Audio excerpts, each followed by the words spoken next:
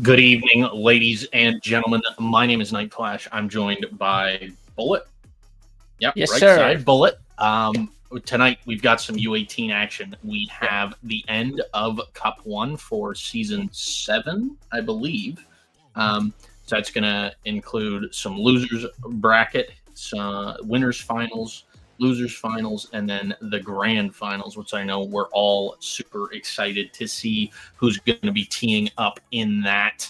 Bullet, I wasn't here yesterday. Why don't you fill everybody in on what happened yesterday and what we can expect today? Yesterday we had a great run, especially coming in from the side of Atlantis. Atlantis made New England Bayliners part of gold. Everyone looked like, bro, we are the the better ones here. We are the better half here. You gotta go to the loser brackets and you gotta fight it back. But when we went to loser brackets, there was a lot of fighting going on between the side of New Octane, between the side of Galaxy against Imperial. Especially, I wasn't expecting slain to get knocked out from a team like Chaos. But Chaos up against Houston Spartans was one of the closest games that we have seen in the Cup 1 losers bracket. I mean, for the overall winners bracket and losers bracket, Houston Spartans made Chaos. It was one of the closest games that we have seen yesterday. But for now, folks, our first matchup for the day is going to be between the side of Unreal Nightmare against the side of Pot of Gold. And of course, it is going to be the upper bracket matchup, the winners bracket matchup. Yeah, so this should be a banger. Unreal Nightmare, just absolute legends in the scene. Pot of Gold, a little newer, but definitely have their work cut out for them here. Unreal Nightmare, just always consistent, always has had this same for it feels like forever now. But they're going to be grabbing most of this initial time, 15 points and counting, 20 seconds left on this hill. Pot of Gold managed to find a couple and are going to find some time, but Webby with the clear, finding those beautiful shots onto Geen. Double A going to try and soak some time, but he gets cleaned up by skill. Flex going to manage to get the rest of this scrap time, looking to tie us up. But on our way to P2, we are Shifu looking for this player from Unreal Nightmare. That's going to be Dark. Dark going to find that kill. Dark going to get traded out, however, by Geen.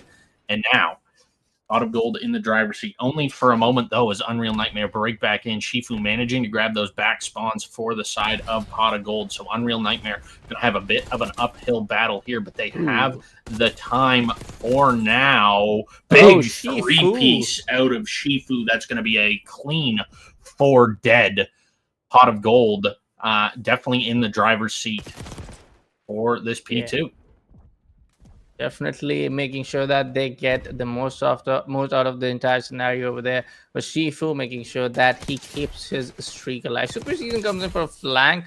Totally unexpected one for the side of Shifu and Geen, but he will be, of course, taken against. Blazing on the other side, upon the Rocky Wave, we do see the Plix, which we didn't see yesterday. The Plix is running with an AR for the most of the time. We did saw him yesterday playing with an SMG. Double on the other end gets the side of Plix, and he will be taken care of from the side of Skill coming against from the side of Unreal Nightmare. We do see the heals getting, we do see the points getting changed, and yes, we do see a lot of the players trying to just reclaim the entire hard point control from themselves. And for now, Unreal Nightmare and Pot of Gold, both of them are looking very much, cut towards the competition. They know for a fact that, yes, most of these players will be more than ready for all the angles that they are anticipating. And they know for a fact that, yes, there will be a lot of these close affairs coming down against the gunfights. So we don't see any one of these particular teams to remain very constant and being very aggressive against each other.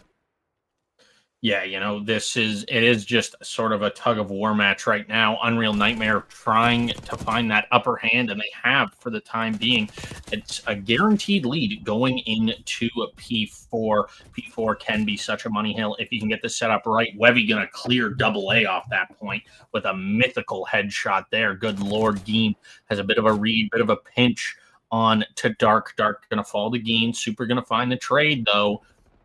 We're looking at 3 bodies around this hill for the side of Pot of Gold, but as I say that, we're looking at none, as Webby is going to be good for 2, trying to make it 3 with some spicy little wall bangs. Not going to be able to find those shots, though. Big contest coming in, trying to stop the bleeding. Is Pot of Gold, are they able to cauterize the wound? No, they're not, because Skill has the beamer.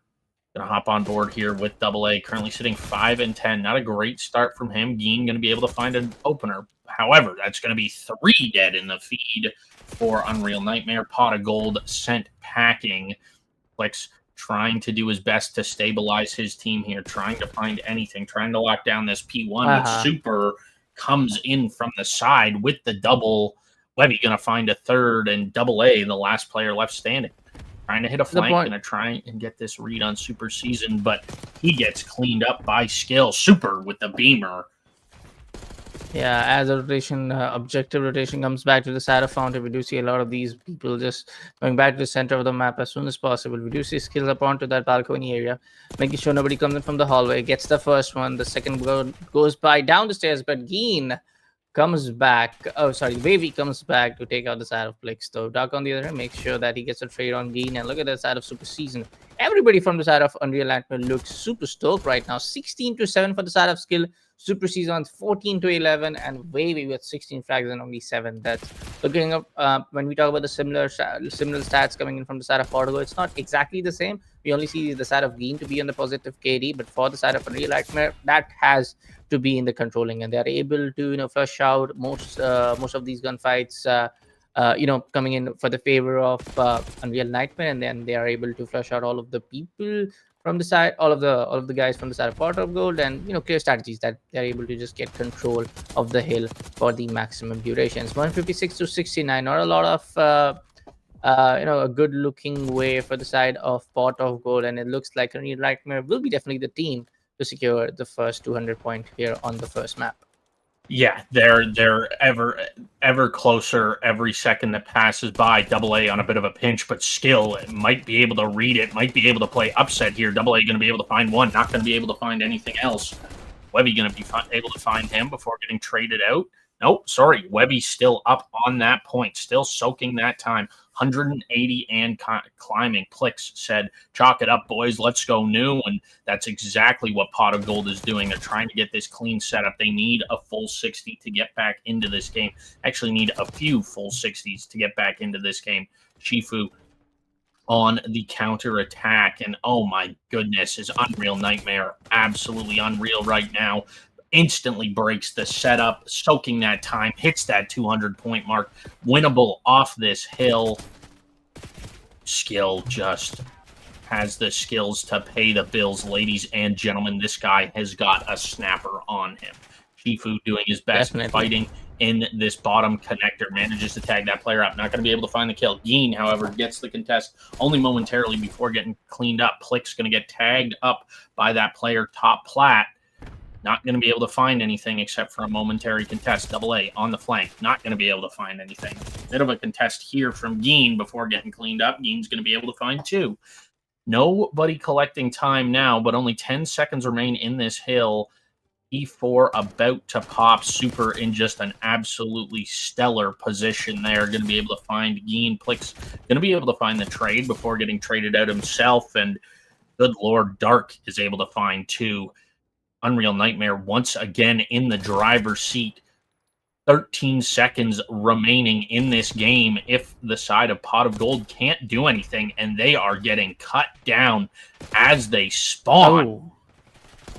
They cut down, getting to be frankly speaking, they got mowed down, in my opinion. I mean, for the side of Unreal Nightmare, we're looking absolutely stoked against the lineup of Pot of Gold. And completely being honest, for the early stages of the round, of course, Pot of Gold was able to trade most of the gunfights coming their way. They were able to get really, really good kills. But talking about the side of Shifu, especially, everybody from the side of Unreal Nightmare played it crazy for the first map here on the winners bracket finals, upper bracket game, folks, for today. Wavy is at 24-10. Super Season is 21. Skill is at 25-11. Boy, oh boy, there are some really good kills coming down on the strats. But for the side of Pot of Gold, I mean, it's just the first map. You have a lot of, I would say, the time there you can recompose and think about your strategies and do it better in the second map of Search and Destroy. Yeah, it is just such a switch up, though. I wonder if the gun skill of Unreal Nightmare is going to reign supreme.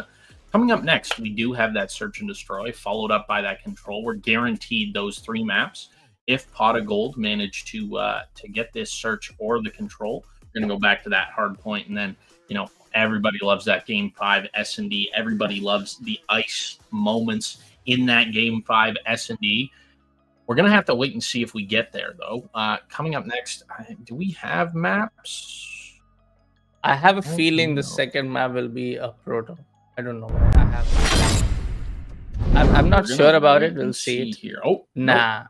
Looks like it's a Hossie again. Big Hossie teams here, eh? So, yeah, we're going to see a Hossie Search and Destroy. As much as I dislike Hossie, this may be my favorite search map in the competitive rotation. Super getting active very early. Going to be able to find one before getting traded out by Shifu. Trades back and forth with Unreal Nightmare coming out ahead. 2v1. Plix in a bit of a predicament here. Stuck top white, top cutout, whatever you want to call it. Skill seems to know exactly where he is. Eyes on bomb as well. Plix in a pickle. Yeah, for the side of skill, he definitely knows for a fact that he has to be right there. He's in a very good sweet spot. But for the side of Flex, who is in a 1v2 scenario, has to first get the bomb, get the control of the bomb, try to make sure that he has the right kind of utility. I mean, for now, I only see all the nades with him, but he definitely knows the location on the bomb, but he doesn't know where exactly the two players are. He gets the control of the bomb, gets a little bit of that beating. Of course, both the players are going to come in from the same angle, so it's going to be a chance, maybe, but not.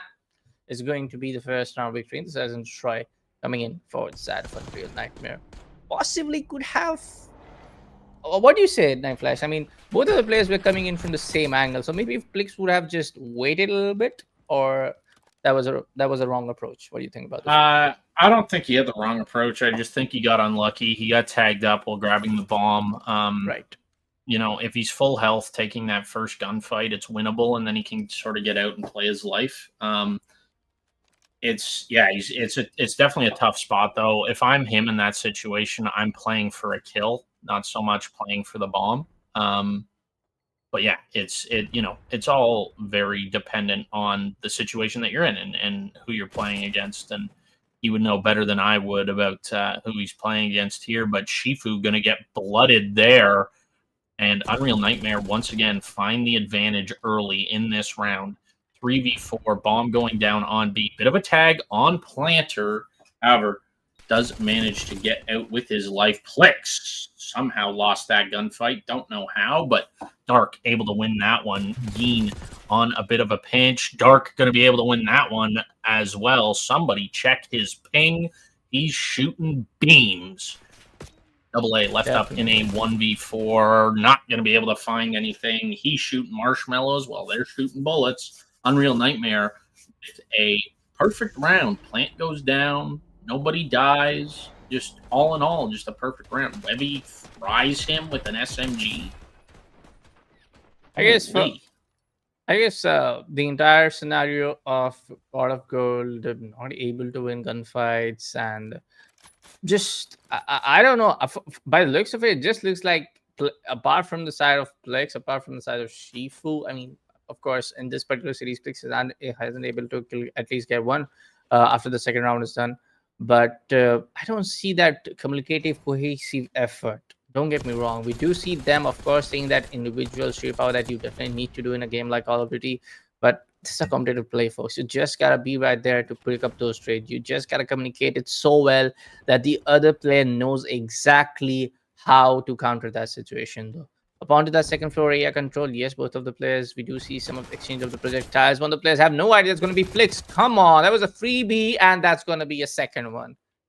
Bomb has been dropped.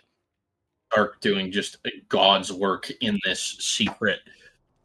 Dean, you're going to be able to find Bomb, however, still in the life disadvantage. 3v2, make it a 1v2.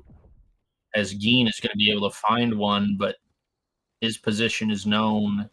He does have Bomb, but it's not going to matter. As Unreal Nightmare know his location and surround him for the round win. 3-0 is our round count. Going into round number 4 here at Pot of Gold have to wake up, and they've got to wake up quickly. Otherwise, they're getting sent packing to that loser's bracket. Try and make a run there. It's going to be interesting to see if they're able to or not.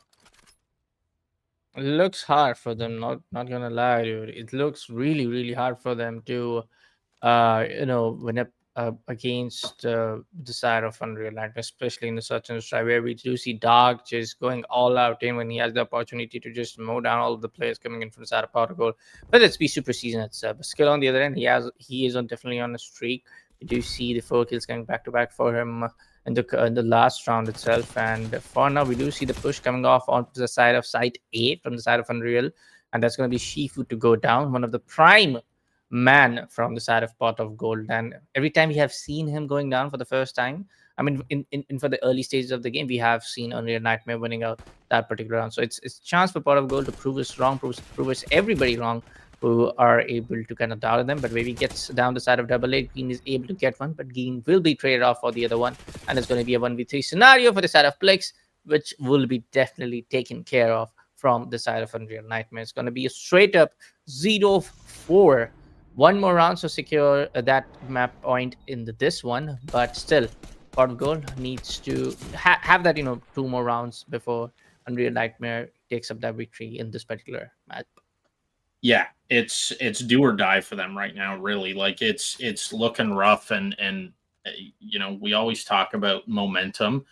When you get a 6-0 or get 6-0'd in Search and Destroy, you have no momentum going into map 3. Definitely, And when definitely. you get a 6-0, you have all the momentum. You're fully in the driver's seat. You're living rent free in your opponent's heads. Looks like it's going to be an A take here, but Skill able to read it, gonna find that opener. Not gonna find anything else. Definitely spotted a second player, but in the background, Nice. Plex and Double A gonna be able to find a couple. Double A does get traded out by Webby, making this a 2v2, make it a 1v2, as Super is able to find Plex.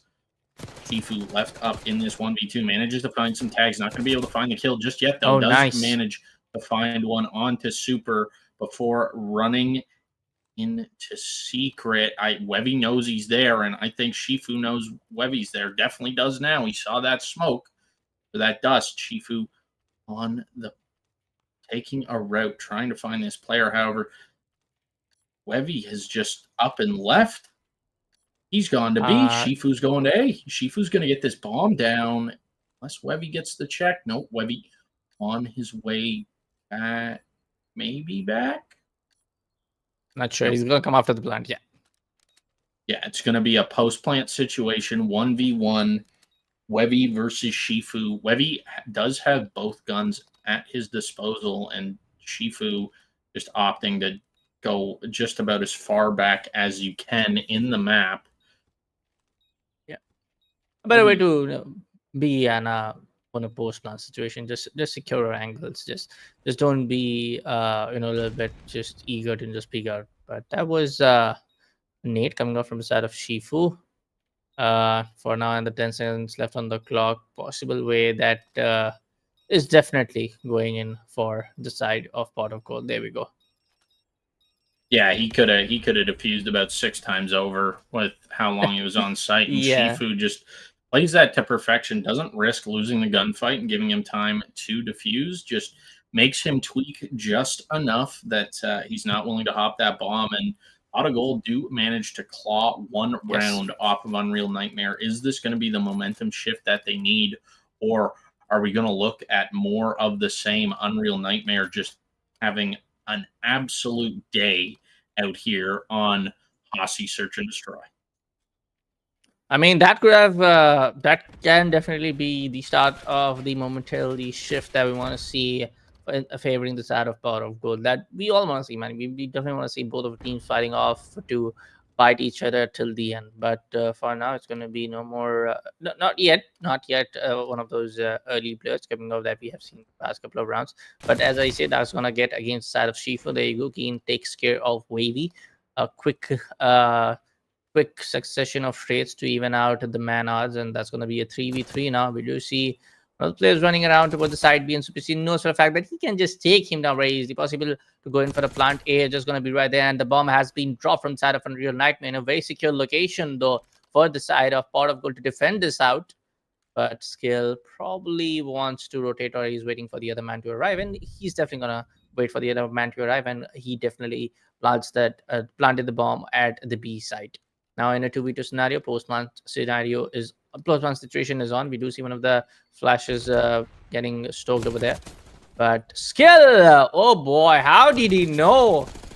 He gets one though, double A, the 1v1. But nah, it's going to be Unreal Nightmare to secure out 5-1 on this Search and Destroy. Overall, a very great round compared to what we have seen in the previous rounds for the side of Pot of Gold. But skill was definitely more than ready to take out the guy who was coming in from the eastern angle. Yeah, that was it was a perfect read. He knew that player was going to be pitching, knows the other player's location after his teammate falls, gets the damage in, a 3 of charge, and then just goes instantly for the rechow. Big ego here. Double A going to be emoting in spawn. Interesting. Maybe he's just chalking it up. He's currently 5 and 6, so doing God's work for his team. Chifu having a bit of a struggle, 2 and 5, 3 and 6, 5 and 6. Just a bit of a struggle out of the boys over here at Pot of Gold, and they're doing a bit of a weird strat here, not leaving spawn. I think they may just be throwing this round, or they're trying to freak Unreal Nightmare out. One of the two. Up on board here with Geetin as he starts to leave spawn, and he's going to get cut down. Apparently, spawn is the only safe place for Pot of Gold. There we go. It's going to be everybody just going up one by one. Double A gets one. Ooh, he gets a 2. Now in a 1v2 spot. Possibly a clutch. I mean, we have seen Double A in a lot of potential clutches for yesterday, but there we go. Unreal Nightmare wins out the second map as well, and with a scoreline of 6-1, I gotta say it, folks, Unreal Nightmare against Pot of Gold, as now the score, that map score is 2-0 Flash, so it's better to say that Unreal Nightmare are looking like the better half. They look like every other now, whether it's be the angle anticipation coming off from the side of skill, super season, or Dark just going all out with those frag, and especially maybe playing on that flex role. He's doing a lot of that constant utility play from what we saw in the hard point as well. Every other guy from the side of Unreal Nightmare looks like they know each other pretty well. They know for a fact that if Super Season is going to be right there to take up that double kill, I will throw up that smoke to provide him that cover. It just looks like they are playing like that one army unit that is going to take care of all of the enemy front line. So it's looking like a really good one for the side of Unreal Nightmare. And now they've already secured the second map as well. It's hard to say what's going to happen pretty well for the side of Pot of Gold, especially in a more tight control, which is going to happen on Protocol, my friends. I don't think so. I think it's Hashi. Oh, Hashi. Yeah. So yeah, we get 3 Hashis, 2 Protos. So map 3 control is going to be on Hashi. Unreal Nightmare has sort of strutted their stuff on Hashi so far, so it's going to be interesting to see if Pot of Gold, if they can start sort of building a mental block with this Hashi, especially against Unreal Nightmare, or if Unreal Nightmare are just going to have their way with Pot of Gold once again. It's definitely going to be interesting. I know we're all super excited for this map 3. Bullet, I know what your prediction is. You're going to go with Unreal Nightmare. I think I'm going to go with Unreal Nightmare too. Normally, I like to stir the pot. I disagree with my co-caster, but today I agree with you. I think Unreal Nightmare do just genuinely look like the better team. They look more well-rounded. They look more in control of what they're doing. They just definitely, all in all, look better than Pot of Gold. Not to take away from Pot of Gold whatsoever. They look like a very good team. If I queued up ranked with them, I'd get fried 9 times out of 10. Okay. But they just kind of look flat today. Is the best way that I can put it. Yeah, I feel like they're not in the zone today. I definitely feel like it's not their day. We have seen them play. I guess it was one of the matches that we were able to broadcast. I'm not really sure which was exactly the one from the upper bracket. I guess it was Galaxy U18. They were able to flush out Galaxy U18 with a 3-0 score line. So they are the better team compared to what we have seen previously. Of course, up against Atlantis, they did lose out in 3-1 score line. And for the side of Atlantis, they are the reigning supreme when it comes down to this entire CDL Rising Cups from the side of U18. But I feel when we talk about the other teams as well, Chaos, who did lost against the side of Pot of Gold. That one particular matchup also, like Chaos up against Resistance Spartan, one of the very close ones. This one also, the match number 13, Pot of Gold facing up Chaos, was also one of the very close matches down the loser bracket that we saw yesterday. But folks, for now, we'll be taking a short little break, and we'll be coming right back after for some more Call of Duty action for you. for this CDL Rising Cup 1. Don't go anywhere. Make sure to stay tuned. We'll be coming after a short little break.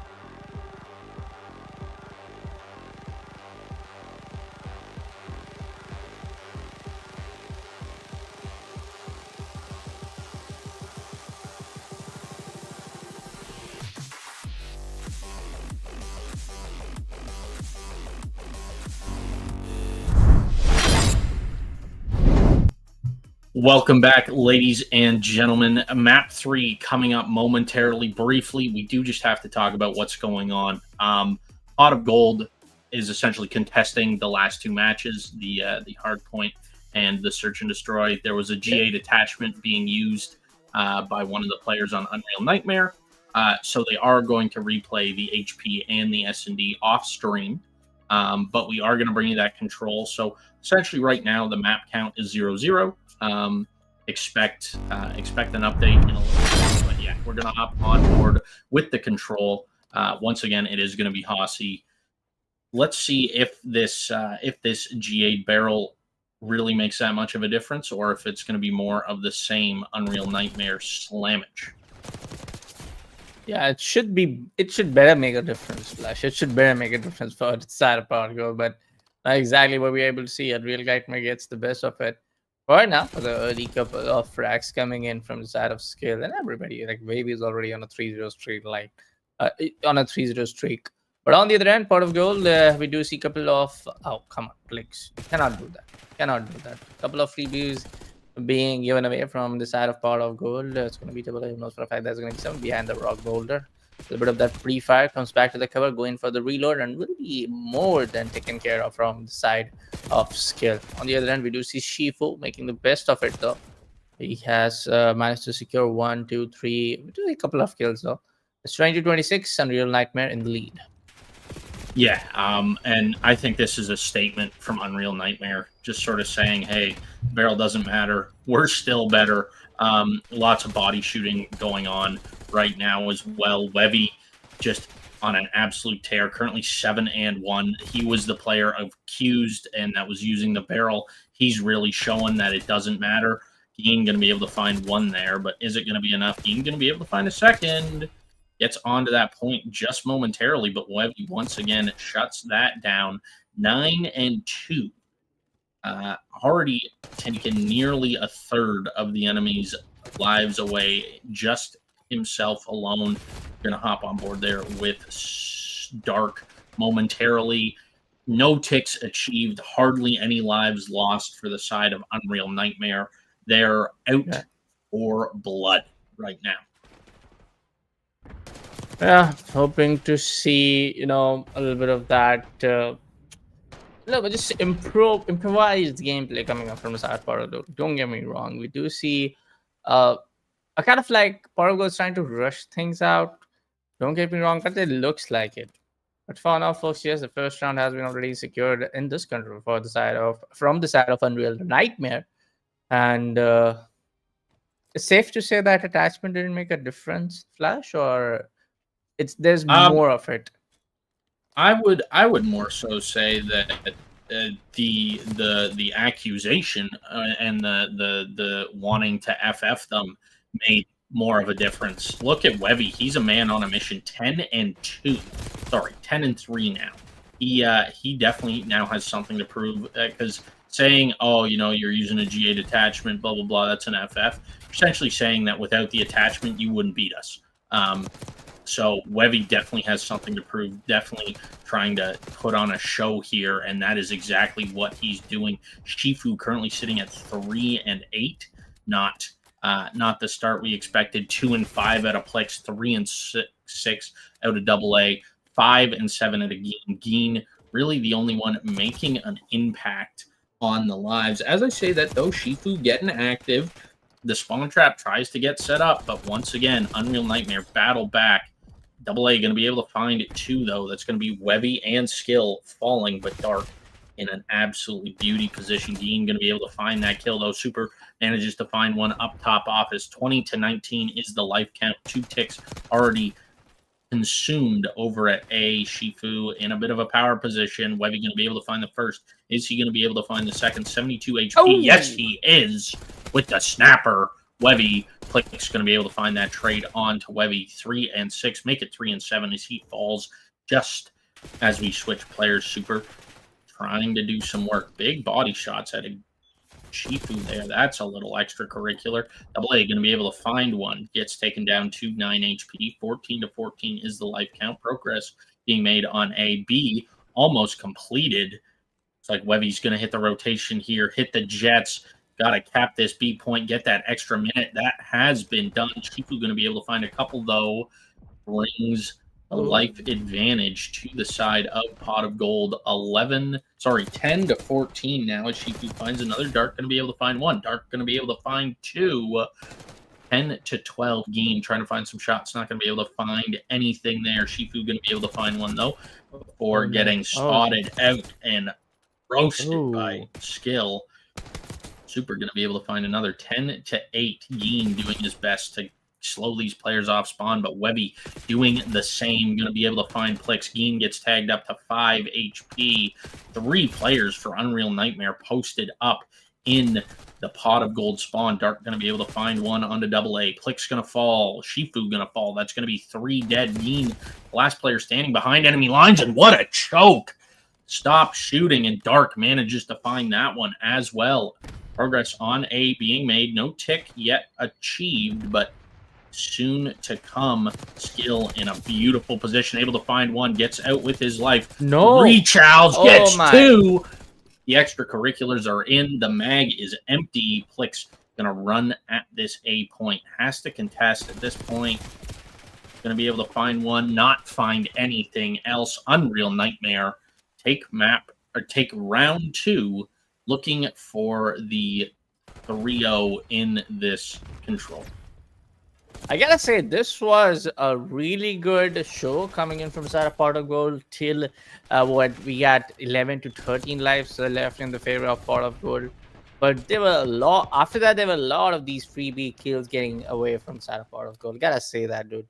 We did saw them getting in the control. We did saw them at least trying to put down some tick in the control point. But overall, when Unreal Nightmare knows it for a fact that, hey, we have been accused.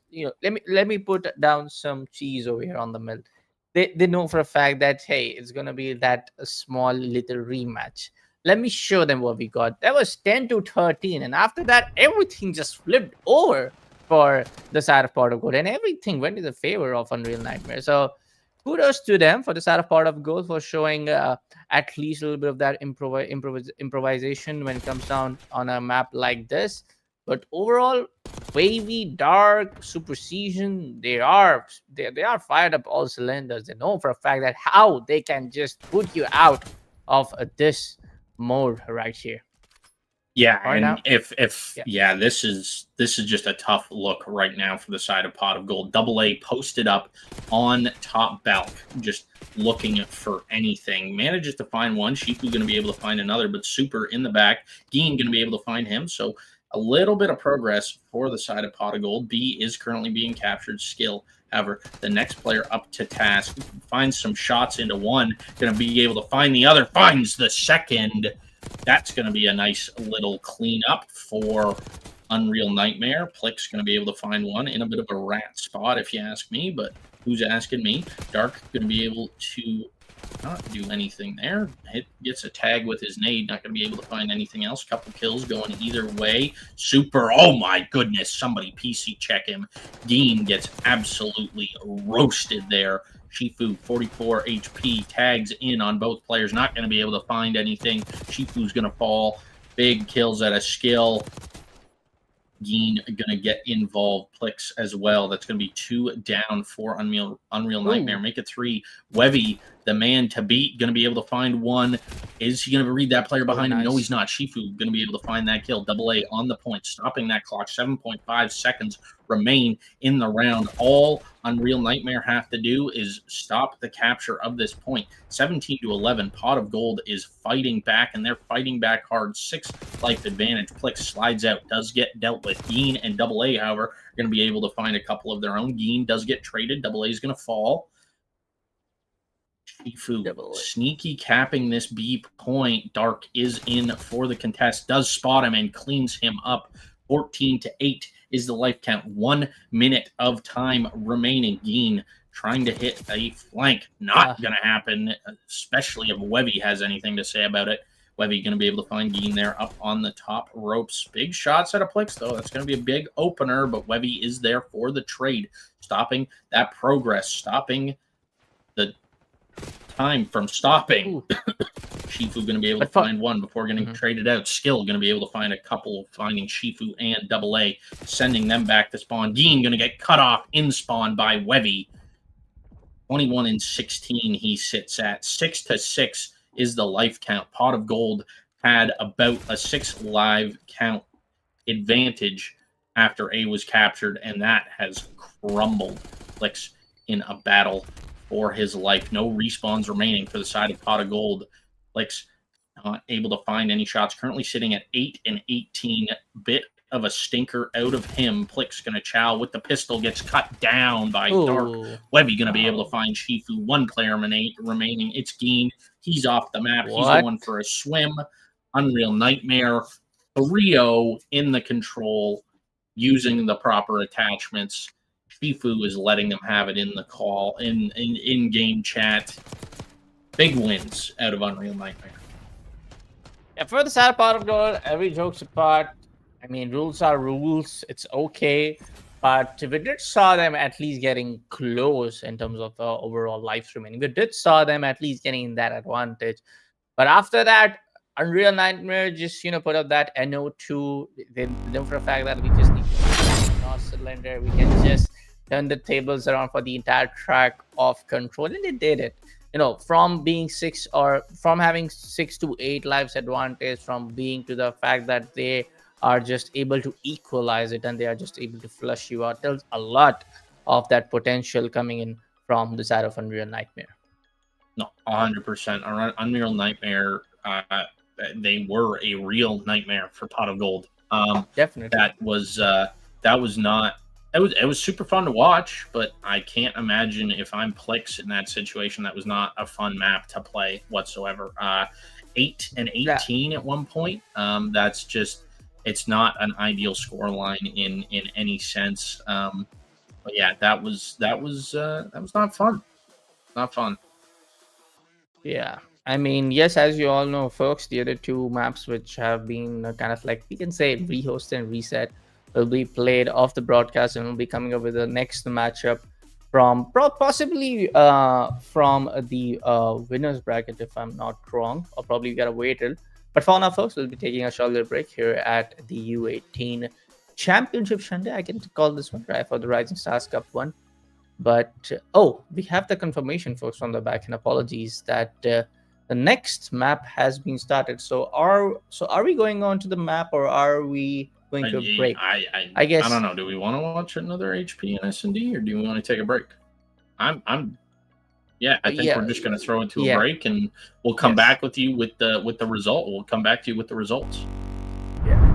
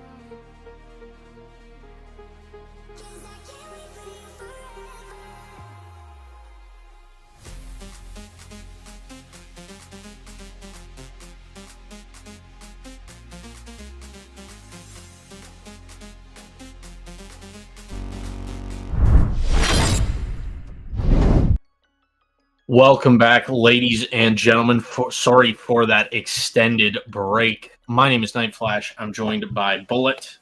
If you're just joining us, you missed a banger of a series from Pot of Gold versus Unreal Nightmare. However, we're on to bigger and better things. We have Atlantis teeing up against our reigning champions, Omit Brooklyn. So this is going to be a banger. Both teams going undefeated so far. This is winners finals. Bullet, I don't know about you, but I am pumped for this game. Same. I'm super stoked to see a matchup against the number one place team in the overall cup standings going up against the second one. So it's going to be a huge decider way to also see for the fact that who's going to defeat whom to throw in for the finale reset. But also talking about on how actually Atlantis have played it all over coming up against New England Bayliners 3-0, Pot of Gold, yes, a 3-1. But comparatively, we did saw in the previous broadcast as well, day before yesterday, Atlantis played really well in the league matches as well, if you ask me. So I feel like Atlantis is a super great team. But honestly, haven't seen Omit Brooklyn, any of the broadcasts, haven't seen them play yet. So I'm in for a little bit of surprise, but I'm pretty sure there's going to be a blockbuster matchup to watch and, of course, to catch as well. Yeah, no, it should be a banger. Omit Brooklyn, like I said, our reigning champs. They're definitely deadly on the sticks. Whereas for me, I haven't seen that much of Atlantis, so I'm definitely excited to see how these two teams shake up. Yeah, I think we're just about ready to get into this map one hard point. Without further ado, I think we're gonna fire us on into there if it's good to go. Yeah, the first map is going to be a vault. The second map is going to be Rewind, and third map again we are going to Vault, Skyline, and Hashi. So overall, the map lineup looks pretty, I would say, decent. Not say intense, but pretty decent. Vault, especially for the side of Hardpoint and Control, is pretty much good. But for now, folks, we'll be taking a short little break. Apologies for going back to break one after another, but we have some technical difficulties to take care of.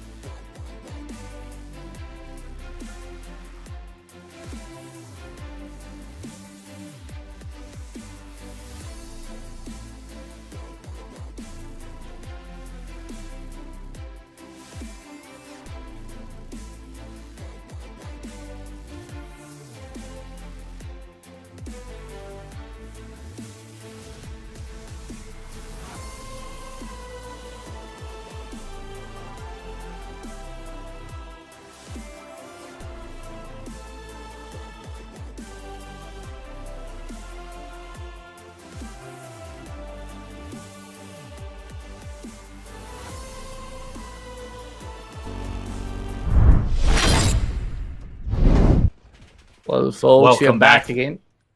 There you go. Well, we are back indeed, yes. And we're a little late to the party here, but so far it looks like a bang out. 42-47. We're on this P3 Sovereign, trying to soak a little bit of that time. Does get picked up. Poison making a return. This is a nasty team. Poison, Mystic, Lieb, and Void. This definitely has potential to they have some upset potential here against Omit Brooklyn, but Omit in the driver's seat by a small margin, but still in the driver's seat. Mystic going to clean up Hyde there, going to secure these P4 spawns. P4, such a money hill, but busy trying to play upset. Does manage to find one onto Poison. No. Oh, Omit on time once again. Mystic going to be able to find one. Not going to be able to find anything else. Does get traded out. Lieb going to be able to find Nate. Sovereign does get spotted out and tagged up, but no kill has been found onto him yet. Lieb going to fall. Mystic also going to fall. Sovereign doing a great job of locking down these cutoffs. Nate going to be able to find another, and that's going to be a reset for the side of Atlantis. Omit Brooklyn is still locking down this time. Lieb doing his best. Going to find some shots, not going to be able to find the kill. Mystic going to be able to find it, though. Mystic going to be able to find 2. Tags up the 3rd, not going to be able to find the shots with the pistol. That player sneeze on him, and he's dead, though. Yeah, we do see a couple of, the side control going into the favor of Omid, and they're able to also, rotate back to the next one pretty quickly for now. And we do see the Siphon Plus Atlantis struggling a little bit. For the side of Boyd, he's definitely doing the heavy lifting job. We do see him 10-13 in the first map of Hardpoint against the side of Brooklyn. But for the side of Brooklyn, it's everybody who are already upon 10+ frags. It's 10-9 for Hyde. Rafana down in the lobby. This Leb is going to confirm up the kill with the Semtex. Confirm this with the frag grenade. SMG in play coming in from the other lad as well. Boyd will take out the side of a Nate. Right now, Hyde making sure nobody comes up to the lobby. Doesn't have any utility play as well, though. But 2 up comes up. Easy and his teammate, though. Poison and Leap both will go out from the hands of Hyde. Of course, for now, Mut will be more than capable to defend this out. Everybody from the side of Atlantis are just going one by one and just getting taken care of, like falling like a deck of cards. The base is gone, the first floor is gone, and the second one goes out at 2. But Leap comes up from the lobby, takes down Do. Poison with the SMG as well, assisting his lad pretty well. Now they are in control for the hard point. Yeah, and P2 able to pop once again. We're hopping on board with Atlantis here. They are in the driver's seat on this P2, but for how long is Poison is going to get taken out from that top rope? Nate on a pinch. Mystic going to be able to find one. Leeb going to be good for that trade. Busy, however, getting busy in the back of the point, playing upset. Does get tagged up. 3 HP on the young man. Somebody fly at him, sneeze on him. Something big team kill there from Hyde. That's unfortunate, but Poison going to be able to find another. 2 players remaining for the side of Omet Brooklyn. Hyde going to be able to find the first. Slides up, find the second. Third does fall to his teammate. I believe that was Sovereign finding that kill. Poison going to be able to tag that player up in Hot Tub. Finds another on to Nate, I believe. Sovereign going to be able to find Poison. Lead going to be able to find Sovereign. Big tags. Busy going to fall up top. Art, don't know how you lose that gunfight, but you do. And Atlantis hopping on this P3. Going to try and soak some of this early time. But once again, Omet Brooklyn just roll through. Hyde and Busy going to be able to clear that point. Sovereign going to be able to find Poison. Mystic, the last man standing up in top. Art leaves some beautiful pistol shots there. Void coming in for the backup. Lead going to be able to find that one as well. Lead finds another. This guy is an absolute machine. He's on 4. Is he going to be on 5? No, he's not. Sovereign going to be able to find that one. But Mystic finds the trade. No time being collected. As I say that, Nate hops on. Does get cleaned up by Poison. Big shots in to lead there, but Boyd going to be able to find Hyde. Mystic going to be able to find Sovereign. More time going in the hands of Atlantis. This is the comeback that they needed, but Busy finds his way into the backline, tags up Boyd, finds a kill up top. Art tags up another. Call is made, and Boyd is able to not find anything more.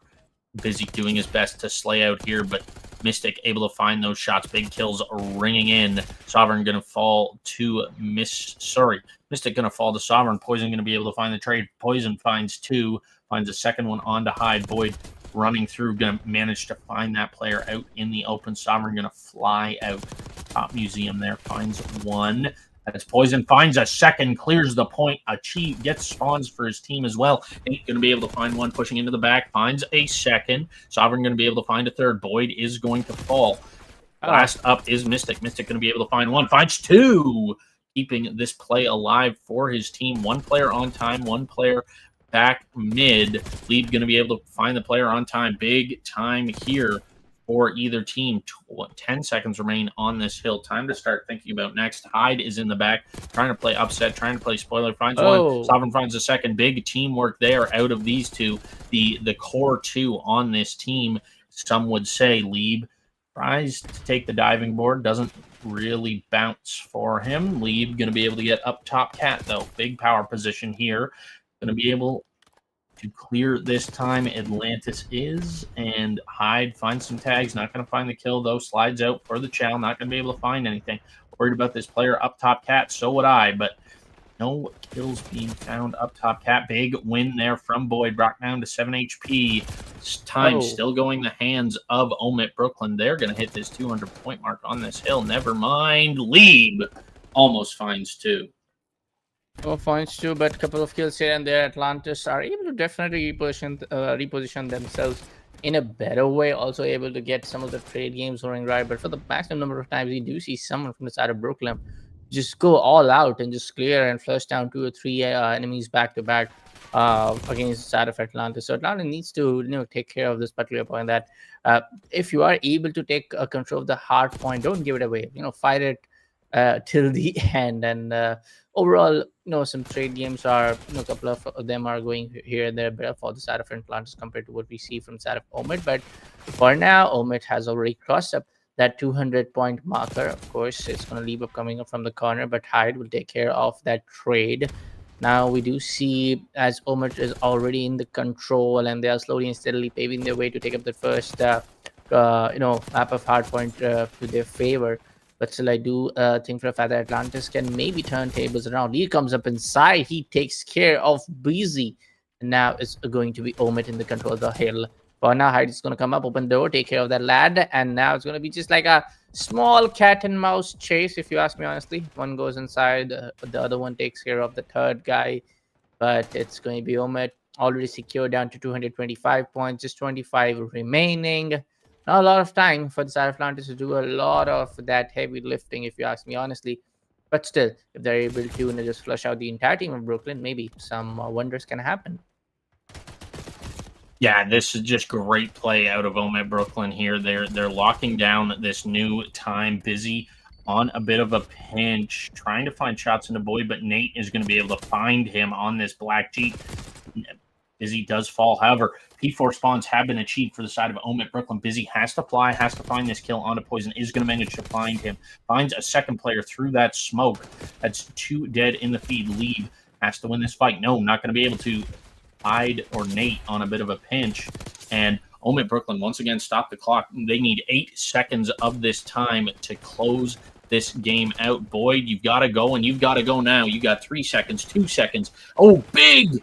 1 second remaining, but Omid Brooklyn finds the trades, finds the time, and comfortably take us to this map too. 250 to 99 was the score. Atlanta so close from escaping that 100-point club, but not able to. Comparatively, Atlantis, if I'm not wrong, this is going to be the overall, I would say, the second or the third map that they have lost for the entire matchup against their opponent teams. Yes, one of the this map score they lost against the Power of Gold, and this is going to be the second one. So overall, yes, Atlantis are getting a really, really good opponent. Like it's that the testament of skill in the game sense going on in a matchup like this. But for the side of Omid Brooklyn, they look more than confident on a matchup like this. They know how to anticipate all the people, all of the guys coming in on angles like this. They know how to just recompose themselves and get in those rotations going right. And overall, you saw the gun frag. We saw everybody from the side of Omid Brooklyn more than on 20 frags. So overall, yes, Atlantis can bounce back on Search and Destroy, and I would love to see them bounce it back on the second map. Yeah, it's definitely going to be interesting to see. Speaking of second map, what is our second map, Bullet? Our second map is going to be Rewind. Beautiful. I haven't seen a Rewind Search in a little bit, and I'm excited for it. Me too. So yeah, it's going to be Rewind, Search, and Destroy. I got to see a little bit of Omid Brooklyn on this. I believe they 6-1'd their opponent on Rewind Search, so they're definitely comfortable on this map. It's going to be interesting to see how comfortable Atlantis is.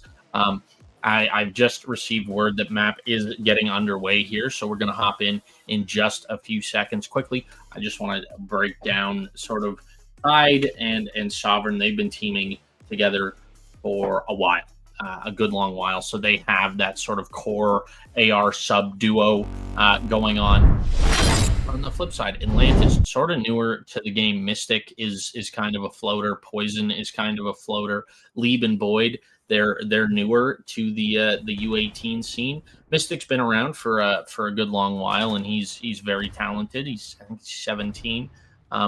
Poison also extremely talented, but things kicking off here in Boiler. Boyd gonna find the opener on to Busy. Hyde also gonna fall to Poison, so that's gonna be a big opening duel win. Oh my goodness, Nate gonna be able to find 2. Sovereign gonna be able to find a 3rd, leaving Lieb up in a 1v2. He does have bomb.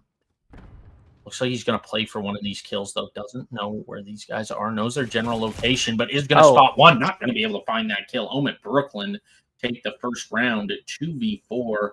Ice in the veins. Yeah, that was a great play out of Nate, managing to find 3 on the round. Oh, Omet Brooklyn. Right now, definitely looking much more confident compared to what we... much more confident compared to what we saw in the previous matchup. They definitely won the first one, so they are like, yes, we are still in the control. But for the Sat of Atlantis, on a map like Rewind, yes, the sights are very much intense. If you ask me, honestly, the first one, specifically if you ask me, the bomb B site is very much, I would say, a little bit harder for to attack. But right now we do see the first kill, and of course the bomb will go down. Leap definitely has an idea where the third guy is at, but one by one, everybody goes down from the side of Brooklyn. So this might be an opener coming in from the side of Atlantis, and yes, it will be. Finally, in that search and destroy, Atlantis getting their opening lead. Not exactly lead, I would say, the opening win against the side of Brooklyn in the first round, I would say. But for now, folks, it's going to be the second round, and yes, it is going into the favor of Atlantis. Good kill coming in from the side of Poison, getting a 2 back-to-back kills out. But for now, I want to see how actually Omet Brooklyn can also defend up against in a setup like this. Yeah, it's going to be interesting. I think this is really going to come down to who can win on offense. You know, we've seen 2 fairly solid defensive rounds out of both these teams. Omet Brooklyn's a little more shaky, but they did manage to clutch up the 2v4.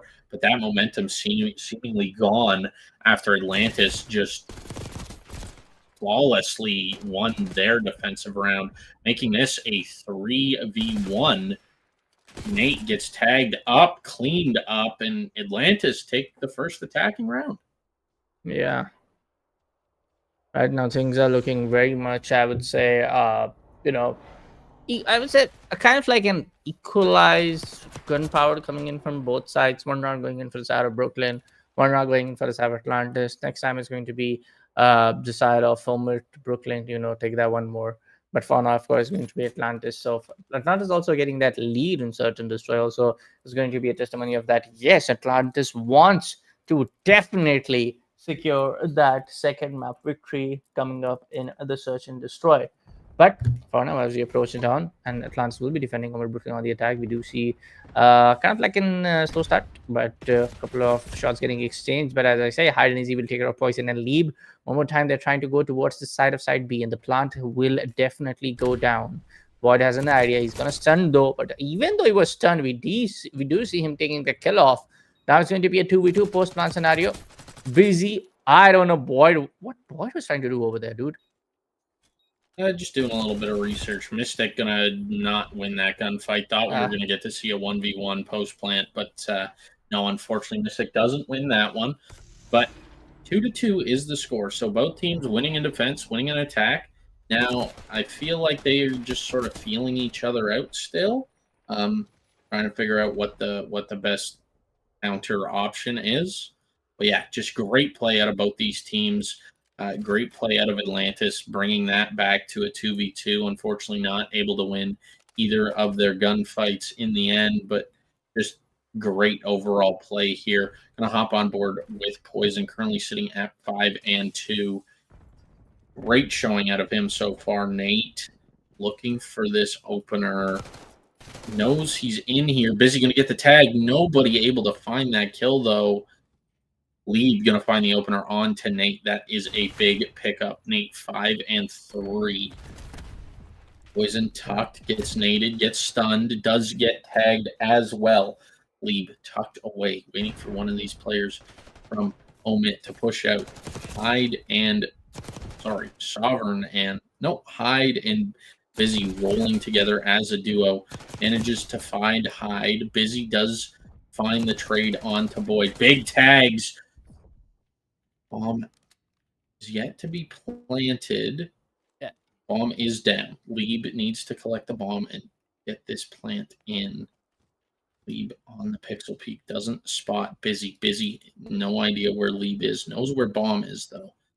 Lieb. Yeah, now he knows. He gets the audio cue. Oh, Lieb manages to win that. Oh, damn. That was something. I mean, couple of mistakes in the entire round coming in from both sides, if you ask me honestly. And look at that. Leap comes in right there. Switches out to even after holding the angle for so long, he wasn't able to win that one. So kudos to Atlantis. Now in that lead against Somer Brooklyn, I feel like this is going to be a roller coaster ride, dude. One map going into the favor of Brooklyn, a good one indeed, though. Not an entire flush sweep coming against Atlantis, but Atlantis now in the control, definitely are looking to shut this down nice and easy. We do see the score streak getting used. The RC possibly trying to shut down a couple of more, or maybe just trying to get in some info. But there you go. Boyd gets one, takes out the side of Busy, trying to find another one. But we do see the side of Escort leading their way towards the site B. Yeah, and B is the preferred site for most teams. Nate gets tagged up to 13 HP. Poison going to be able to find one onto Sovereign, making this a 2v3. Poison knows this other player is in here, tags him up, 55 HP on Hyde. Bomb yet to be planted. Looks like they're opting to rotate over to A. However, there is no Atlantis member who's committed to B. All players are just kind of lurking in this mid area. Hyde going to be able to find one. No trade in sight quite yet. Boyd in the deep back may have just been spotted. Gonna get double pushed here. Finds tags onto both players. Not going to be able to find a kill though. Poison tags up one. Finds the kill on the other. Has to wait for the push from behind. Here it comes. Poison going to be able to find the 2v1 clutch. Great play out of him. Great read. Overall, I would say a good one coming up from the side of Omer Brooklyn and Atlantis. And both of teams are playing extremely well, if you ask me. One are going for the side of Omer, one are going for the side of Atlantis. But overall now, Atlantis being in control to just, secure that lead one after another. Now with the photo scoreline, they just need 2 more rounds to their bag and they can secure this map of Rewind. Like you said, rightly said that bomb B is most of the preferred bomb side for majority of the teams playing on Rewind. But I also feel like when if there's a shift needed, that if you're not able to attack on the side of side B, I mean there's a side A for a reason. Just saying. But for now, a couple of kills getting exchanged. So everyone takes on the side of Poison. Absurd gets out from the hands of Hyde. SMG on point. Now it's going to be a 1v39. Leb will be taken care of. And Omer Brooklyn finally, after 3 rounds, getting that 3rd round victory for themselves. Yeah, just great play overall, putting Atlantis on the back foot, making it a 3v1, leaving Lieb up in the clutch, essentially, and then isolating him on that outer burger area and finding the kills and getting it done. That's exactly what Omet Brooklyn do, and you can see in the stat line they are kind of getting carried by Nate a little bit. Busy 5 and 6, 3 and 6, 8 and 4 from Nate, and then 3 and 5 from Sovereign. So definitely a bit of a hard carry on either side, but Omet Brooklyn starting things off hot, finding 2, make it 3 untraded kills. Mystic tucked away, manages to find 1, gets spotted by the second. Not sure if there was a misinput there on the controller or what, but slides back out for the rechow, gets cleaned up, and Omet Brooklyn quickly tie things up.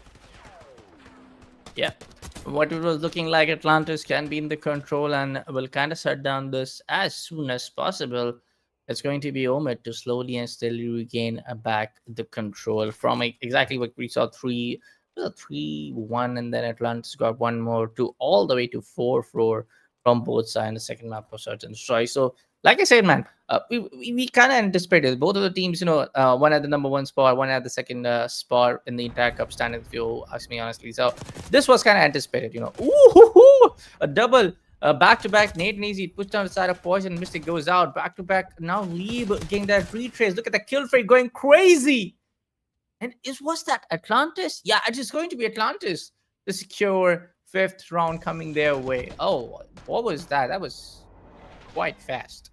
There was an omit team kill there, which that's definitely going to get discussed. They're definitely yelling at each other right now. I'll tell you what. But Atlantis come out the victors there. Should have been a 2v1, turns into a 1v1, and Busy shots just don't ring true. He falls short, and Atlantis lead just up in the clutch and does his thing.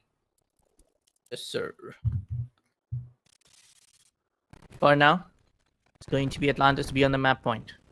Now, it can be anyone's game, or maybe Omid can broke it, but push it for one more further and push it to this side around. Ooh! Maybe Mystic wasn't ready for that one, but Poison will take care of that advantage, and it gets to double now in a 3v2 scenario. Poison gets taken care of from the side of Busy, and it's going to be a 1v2 now. Boyd in a quite picky spot. He's going to be the last man standing. He is defending, knows for a fact that he needs to take care of the bomb. He needs to take care of both the guys. Of course, the plant is going to go down. He spots it. He stops the plant, though. Another time's going to come up right behind. He goes in for the clutch. And there you go, folks. It's going to be Atlantis to get that victory. Sweet little victory on the second map. I was kind of rushed in, though, from what happened again from the 5th round where the team kill happened. But what a round coming in from the side of Boyd with that clutch, with that information in play. He acted rightly upon it. And there you go, folks. Map number 2, Certain Try going into the favor of Atlantis. And now the entire map score is 1-1. Yeah, that was a phenomenal S&D. Poison 11 and 6. Just absolute unreal play out of him. On the flip side, 12 and 6 from someone on Omit. But yeah, just great play overall from both teams. I definitely could have gone either way. There were some key gunfights, some crucial moments. The team kill is a big one that they're going to be shaking their head about. But neither team is out of this yet. There's still at least 2 more maps to go. We've got a control and a hard point coming up, possibly a search and destroy if we're lucky. But yeah, just amazing play out of both these teams, and Atlantis managed to ice up, clutch up in that when they needed to, and they managed to take that map off of Omit Brooklyn. Yeah, overall, I would say Oman Brooklyn. I mean, both their teams really played it well.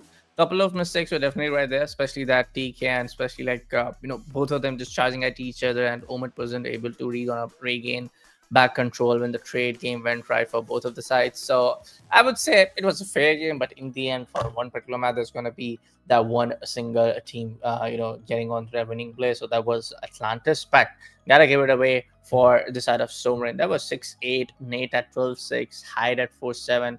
Coming up from the side of Atlantis, 11-7, Mystic at 5-8. So overall, everybody played it really well, if you ask me honestly. But again, Atlantis with that victory is going to, equalize the map score for this particular matchup. That's going to be 1-1. But for now, folks, our next map, which is going to be Vault, and which is going to be Control. Now, Vault and Control, we have seen quite a bit now, and I feel like it's going to be, again, the team who is able to, kind of like shift down their aggressiveness to just sprawl on their firepower and get the maximum bodies down on the field. No, definitely. It does also come down to that offensive round, right? If somebody can manage to cap that A point, fairly easy to capture. It's a bit of a mix, but fairly easy. But if you can get that B point done, if you can get that B point taken care of and manage to cap that and get 6 kicks in a round, you're looking at a pretty big advantage here. I've seen a lot of Vault Control this year. It's one of the most popular maps for a good reason. I think Vault Control plays really, really well, but we are just loading into the map now, so why don't we, instead of continuing to let's fire it on in, and we're gonna hop on board here with Hyde. see what his break off looks like, trying to knife his teammates. That's an interesting play call. But 30 to 30 is the life count, as is standard. Big stuns coming up. This position is so important. Nate is going to get tagged up. Sovereign going to be able to find the first Mystic and Poison sandwich of that, though, and Boyd going to be able to find another. Atlantis really giving Omit Brooklyn a run for their money here. A point slowly but surely disappearing. The spawn trap was attempted. Not going to be able to find any kills, though. Hyde playing whack-a-mole here does manage to find that Lieb or Boyd laying down. Doesn't matter because Omit Brooklyn go 3 dead. A, once again, being taken. Sovereign going to post up on this B site. Not going to let them find anything there, but Busy on a bit of a pinch. Nate trying to find kills. Manages to find some shots into Poison. Not going to be able to find anything else. Poison does get traded out. Hyde by Hyde. Sovereign trying to clear A, but 2 ticks have been captured. 22 to 21. 21 to 20. Trades back and forth. Boyd, Lieb. Oh, my goodness. I can't keep up. Mystic trying to track down Nate. Nate in a bit of a cruddy. Mystic going to be able to find one. Does get sniffed out by Busy, though. Lieb going to be able to find that trade, as is Boyd. And we are going to hop onto this A point. A point gets contested momentarily before getting captured. Big win at a Hyde there. This is his territory. The underground portion of this map is where Hyde likes to live. Gets in your head rent-free, always has you worrying about it, and he's still lurking there. Nate trying to cut them off in spawn. Hyde finally showing face, managing to find one. Boyd going to find Sovereign. Hyde going to find Boyd. Trades back and forth. Hyde pushed up for the spawn trap. Nate going to fall. They have to read Hyde in the back, though. Poison also pushed up for the spawn trap. Finds some shots, finds some tags. Not going to be able to find a kill. Lieb, however, is. Boyd going to be able to find Busy. Hyde still on the loose in spawn, though. That's interesting. Don't really know when he's going to come into play. I'm not really sure. Oh, there we go. There we go. Oh, yeah. Busy manages to find Poison, but progress being made at B.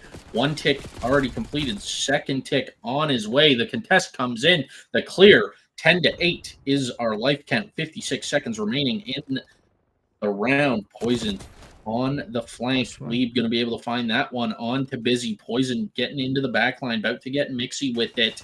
Going to get up into that top art, but he gets shut down by Sovereign. Sovereign making a phenomenal read.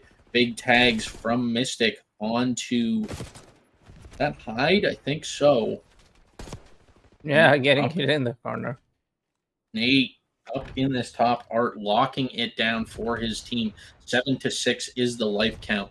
Essentially tied. Big Nade going to come through. Got to bait him out. Doesn't. Barely connects. Busy going to be able to find one on a Poison, tying, giving Omit Brooklyn their first life lead of the map. Busy going to be able to find another. Mystic going to find Hyde. He's posted up in the back. 4 to 4 is the life count. It's essentially a round of S&D. Boyd falls. Busy going to be good for 2. Make it 3. And the 4th falls. Omit Brooklyn, seemingly by the skin of their teeth, managed to take the first round of control. Yeah, long time coming in for the side of Brooklyn, and they needed this kind of fair that they just want to show the Atlantis that hey, we are still in under control. We are still in we just lost the search and destroy, but we can still make you run for your getting in the next matchup, of course, the grand finale. But for now, folks, Omit Brooklyn will definitely get up that first round, but still we have a couple of rounds left before we can actually decide who's going to win it away. But Atlantis, if we talk about the overall stats, it is going to be Boyd with the 5-8, 8-8, Mystic with 8-6.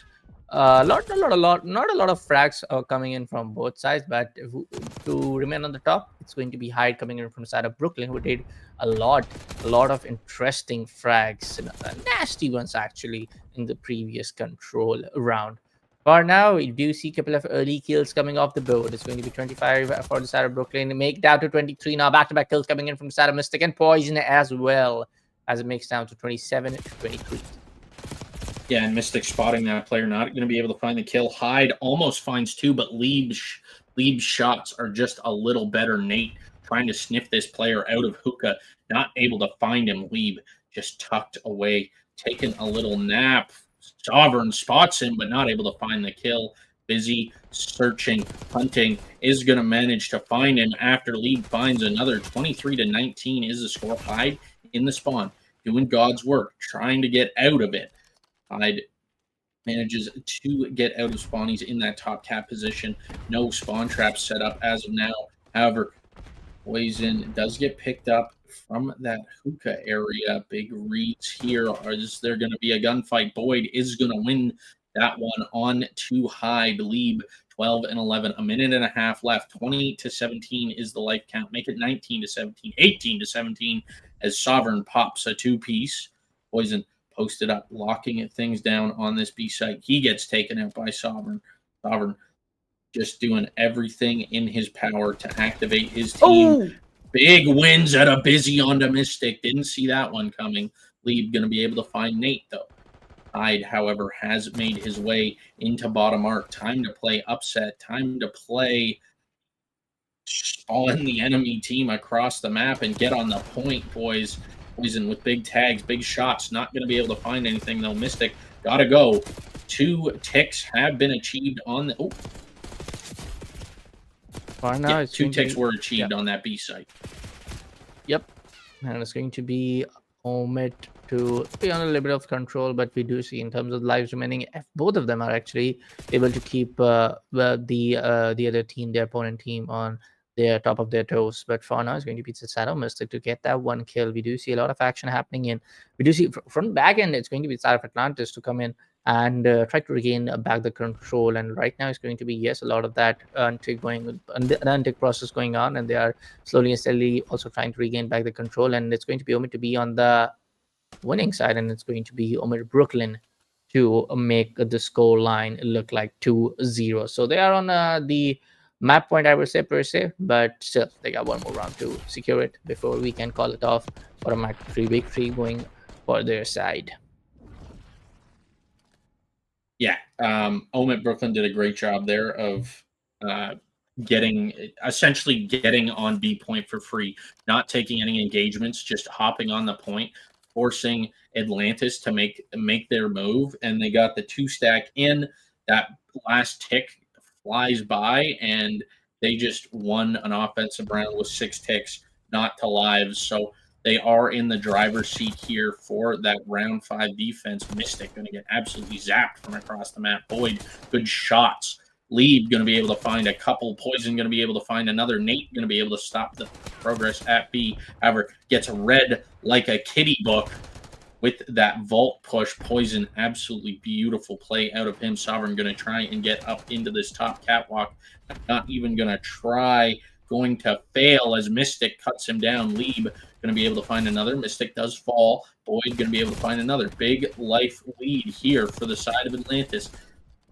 Was a 6 life lead, now a 5 life lead. Over to B we go, and Atlantis is moving and grooving. They're feeling themselves right now. Poison doing his best to lock things down here. Big win, but does it get traded out by Boyd? Boyd in bottom arc, not going to be able to find the first, but progress being made at B. 1 tick complete in a battle for his life is Lieb, but manages to escape the point unscathed. Nate gets tagged up to about 1 shot. Going to go up to top gold.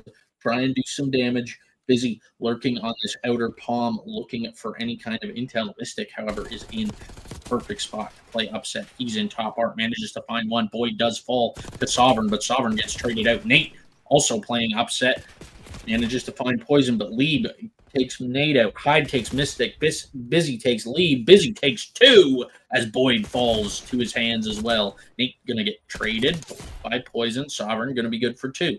Lieb going to find another. 16-14 is the life count. That 5 life lead now only a 1 life lead as it's make it a 2 life lead. Trades going back and forth. 120 left on the clock. 14-13. Nate trying to get into that positive stat line. If he can get into that positive stat line, they are looking good. If you look at the other side, 14 and 17, 22 and 18, 14 and 18, 16 and 17, only one player positive for Atlantis, while 3 players positive for the side of Omit Brooklyn. Nate going to be able to find a couple. That's big. Mystic going to be able to find the trade. 10 to 12, 11 to 10 now, as Omit Brooklyn start to stabilize a bit. Busy doing his best to get top cat control. Lead with an absolute zapper. Beams that player off of outer palm. Big shots, no kills, though. As I say that, Sovereign manages to find one. Nate finds a second. Mystic going to be able to find Nate. Mystic not going to be able to find anything else. Gets shut down by Hyde. Busy Hyde, looking. not a lot of lives left. It's going to be just 7 to 8 now, and of course, Brooklyn taking a lot of that control. If you ask me honestly, they have already secured that A point. Now, against the door is going to be Mystic to get out of the point, but for now, it will be Poison to take a double. Now it's just going to be 6 against 6. We do see the side of B. Trouble ahead. Poison gets taken care of. Mystic puts on the headshot. Hyde goes down. And they're slowly taking that control, and it will be done and dusted. But unfortunate explosion, and Boyd will go down. 4-2 now. Gotta be really careful for the side of Hyde now. Mystic gonna get taken care of. He's gonna be the last man standing, but he's gonna be busy to find that one, possibly, but no. It's going to be Atlantis to secure the victory. Yeah, super well played by Atlantis there. They go down, and they were down fairly big. They managed to even lot things up. 7 seconds left, managed to hop on time. Lead with play of the round here, managing to find 3. That what will be a big momentum shift there. But yeah, they just make Omit Brooklyn come to them, and they just fall into the blender. You know, they're dropping down, they're getting pieced up as they drop, trying to chow time, trying to get the 3-0, and Atlantis just hanging around, being that gnat at the barbecue, flying in your face while you're trying to enjoy some ribs. And yeah, they're just being a gnat to Omit Brooklyn right now. But you know, sometimes the gnat comes out ahead. They get under your skin, not in that way. Holy, that's going to be a clean 4 down. Omit Brooklyn free to do as they please for about 3 seconds. A point nearly captured. 2 ticks of progress completed. The 3rd on his way. Poison going on an absolute route. Not going to be able to find that 2nd kill. A point gets done and dusted. 25 to 26 is the life count. So Atlantis is stabilized there. However, A point's gone. 2 minutes remaining on the clock. Lieb knows there's a player up there. That nade is not going to connect, but doesn't matter. Lieb makes the read. The Chow comes through, and Chow is lost. Mystic not going to be able to find that one. B progress being made. Lieb, the last one standing, has to clear out this top part position. He is going to be able to now. Focus flips over towards this B point for the side of Atlantis. Poison going to get cut down too early. Lieb also going to get cut down. Boyd going to manage to find Busy. Spots another. Shots in. B point not being captured. Mystic going to be able to clear that one player off. Still progress being made on B by Sovereign. The clear finally coming in. Oh. Nate trying to stop this clock for his team. Does manage to do so. And at the same time manages to find a kill. 17 to 18 is the life count. Boyd going to fall with some beautiful shots from Nate there. Big 2-piece from Poison. Mystic going to find a 3rd. Lead going to fall. 15 to 15 is the life count. 1.5 minutes. 1 minute 20 actually remaining. Mystic is going to fall in the back. Nate on a bit of a pinch. However, his position is now known. Sovereign doing his best. Going to hit the contest. Going to find the first. It's cleaned up by Poison. Busy, however, finds a trade. Mystic going to be able to find Hyde. Nate in the back looking for this 2, finds a free 2-piece in the back, looking for the 3rd that just spawned up. Is he going to be able to find him? Nope. Poison going to be able to find some shots. B, progress still being made at the same time. Hyde on a pixel peak manages to find one. The contest is in. Hyde finds a 2nd. Oh. And Omit Brooklyn 3-1 in the control.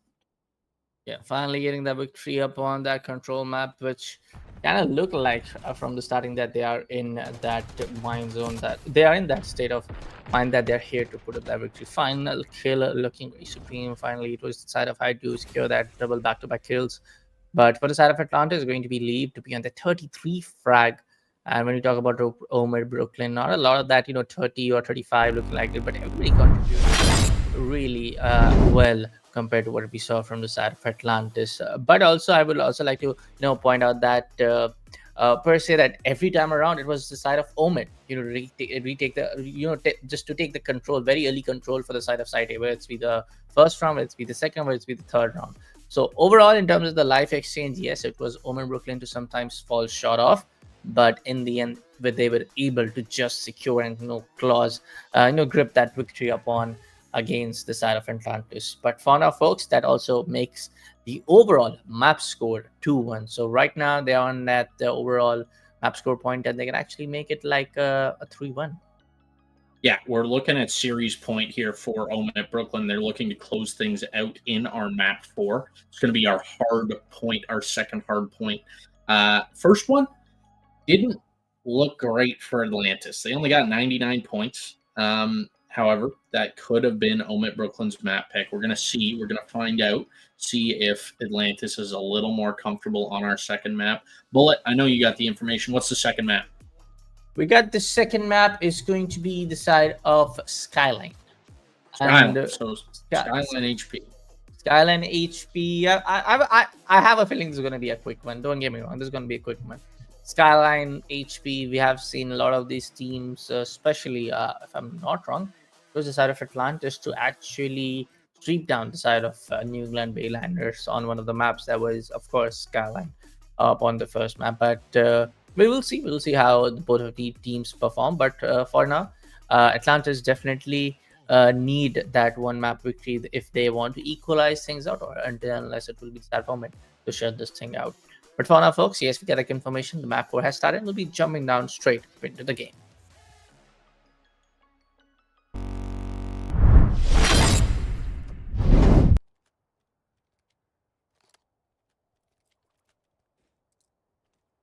For now, folks, it's time for map number 4, which is going to be, of course, Skyline. Of course, it's going to be Hardpoint one time or another. But actually, for the one last time, we will be playing on the Hardline. And after that, of course, we will be switching up to the next one. But what do you think? Do you think Omer Brooklyn Flash can, they can shut this down on a 3-1 scoreline? Or do you think Atlantis can actually bounce back? I think either or can happen. It really comes down to the SMGs and who can get more active and who can have more of an impact on the map. Skyline is really just an SMG's playground, and it's going to be interesting to see how this shakes out. Poison and Mystic going to combine for a couple there. The 2 ARs putting in some work. Mystic is going to get cleaned up by Hyde, and that's what I'm talking about when I say it's an SMG's playground. Anywhere you go, you're within that 4 to 5 bullet kill range, except for some very small areas on the map. So Atlantis doing their best to stabilize. 12-12 is the score, but right now it's not about who gets time. It's about who gets spawns. Poison doing his best, but there are just too many players for Omit Brooklyn. They're shutting it down, locking down these spawns. Leave it's best to creep his way into the back. Poison knows his teammates there. He's got his back. Just lurking, playing his life, waiting for his team to show up. Leave going to be able to find the first. Poison going to take that zip up and try and do some damage, but Nate is there for the trade. Nate going to be able to find 2, finds a second on the Leave. Hyde going to be able to find the 3rd, and Sovereign going to find the 4th. That's going to be a clean 4 down. 1 push survived. Can they hold off the second? Can they hold off the second onslaught? So far, so good. Hyde going to be able to find that first one on the Poison. Mystic going to fall. Boyd going to fall. Leeb, all left up to you, buddy. What can you do? And the answer is nothing, as Busy flies at him with a pistol. 19-50 is the score right now, and it's only going to continue to grow. It's only going to continue to grow, 59-19, and like I said, right? You say every time it's control, it's a hard point. Omid likes to get in control as early as possible to gain up that advantage, and they're rightfully doing so in this particular game as well. But we do see this for the side of Atlantis trying to fight back. One of the stuns going to go down. We do see Poison going down, but no, it's going to be before that. He gets 2 more kills before he actually goes down. So yeah, it's going to be the side of Poison to be on the 6-7, make that to 6-10. Now busy at 10-6. So overall, in terms of the frag power, it's still Omer Brooklyn to leading the way and paving the way for themselves. But for the side of Atlantis, they're also trying to regain back the control. Of course we do see a lot of these trade games running rightfully right for the side of Atlantis, a sweep, almost a sweep coming alongside from the side of Atlantis, but Nate will be right there to take out the side of Leeb. Poison will come back from the same angle to take out the side of Nate now, but for now it will be 13 seconds left on this particular hill where Omid can actually reclaim lead the way up to around the 100 club. Yeah, and they're getting there slowly but surely. They are going to break. Oh no, they're not. It gets shut down at the very last second. They don't break that 100-point mark. However, still very dominant control over a 60-point lead here, and no time being accrued by either of these teams. As I say, that Omit breaks in, managed to break that 100-point mark, and continues to climb. Atlantis just seem a little slow, a bit of a kind of a step behind Omit Brooklyn here. Mystic is going to find the break, and a team nade is going to come in to help things out. But Atlantis, once again, their push gets shut down. They manage to grab a second or two, and then Omit Brooklyn walk back in and just do as they please. They take the time. They win the gunfights almost uncontested. Great shots at a Poison. Oh my god. Through the bush? Come on. Finds 3. Yes, sir. But now it's going to be the defending side. We do see the side of Omit slowly and steadily paving their way up till the point 150. But for the side of Atlantis, not a great progress being made, especially even we do see Poison and the side of Lead doing a lot of that heavy frags for their team. Yeah, and we're Hyde just putting on an absolute show right now. 15-6, busy 16-10. Nate off to a bit of a slow one, 9-11. But on the flip side, nobody really having a breakout performance except for Poison, 17-14, and even then, it's still only 3 kills positive. Hyde just really putting in that extra work. 9 kills. Sovereign going to be able to find 2. Busy going to be able to find Poison. Mystic going to find a trade, but only 1 versus the 3 that have fallen. Busy is going to get taken off time, but 147-53 is our scoreline. Almost a 100-point difference in between these two teams. And, Omit Brooklyn once again have good side spawns. They've got these P2 spawns. They're locking things down. And this was their flawless hill. And once again, it's flawless. The first attempt to break. 4 dead, no kills for the side of Atlantis. Mystic is going to fall once again to Nate. Poison doing his best, feeling things out here. Hyde going to be able to find another. Poison is going to be able to find Sovereign before getting taken out. Lead going to be able to find another. Is he going to be able to find this player on time? No, it doesn't look like it. Tagged down to 46 HP. 30 seconds left on this time. Mystic going to fall once again to Hyde. Lead going to find nothing as Sovereign finds him. Busy going to be able to find Poison. And Boyd just going to fall once again. Push after push. Omit Brooklyn. This is where they make their money. This is where the house of cards, so to speak, for the side of Atlantis crumbles, is at this P2.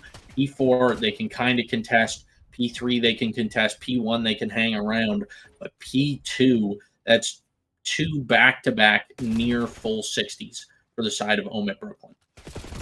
Well, is going to be already Omit to be on that leading way, and Atlantis not even getting that 100-pointer flash, so it kind of makes a lot of a huge statement getting off from the side of Brooklyn that they are the supremo when it comes down to the hard point. And this was almost a very similar case when we saw both of the teams playing on the hard point for the first map itself. It was the side of Omit to just regain the control, not regain, just gain the control, not lose out the control, and just show Atlantis a way back to the next map, I would say. But for now, folks, if Omer wins out this one, this will be over and done for the side of Atlantis. And for the upper brackets run, of course, it will be the final reset where they get a chance to redeem themselves. But for now, it will be a couple of kills coming in from the story. Nate, triple them doing an absolute good job, but still no progress being dealt in terms of gaining the hill control.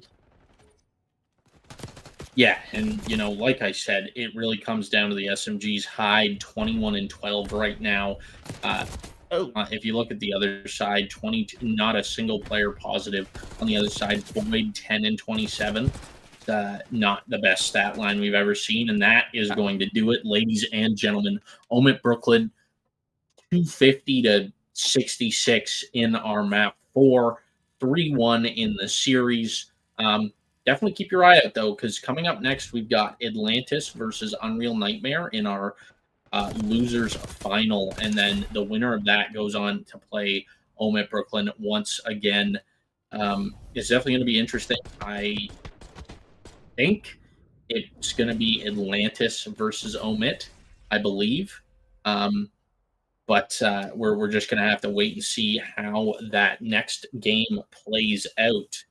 Um, yeah, but enough about the future. Let's focus on the present. Atlantis played really good Call of Duty. Their definitely. respawns definitely need a little bit of work, but when it comes down to search and destroy, that seems like their bread and butter. You know what I mean? 6-4 Definitely. against arguably the best team that the U18 COD League has ever seen, the most dominant COD team Yeah. that the U18 COD League has ever seen, is definitely something to write home about. It's something to be proud about. Now it's just a matter of piecing everything else together, putting all the pieces together, and sort of becoming that number 2 team, that second best team, that dominant team that I know they can be. They have to work on their respawns a little bit. I definitely, like you rightly said, the response and overall, even a little bit of that trade game was not exactly right, especially on the side of Hardpoint. Even in control, they were able to get very close against Summer Brooklyn, but hey, they still got a chance. They still have that chance to redeem themselves if they are able to. But for now, folks, this was this matchup. Atlantis facing up Homer Brooklyn, which is definitely a 3-1 victory coming in for the side of Homer Brooklyn. But for now, folks, before we get down to the next matchup, possibly we will come up with a loser bracket match, of course. Unreal facing up the side of Atlantis in the loser bracket, final match of the loser bracket. But till then, we'll take a short little break. Don't worry, but make sure to follow on Twitch, make sure to subscribe on YouTube. We'll be coming back after a short little break.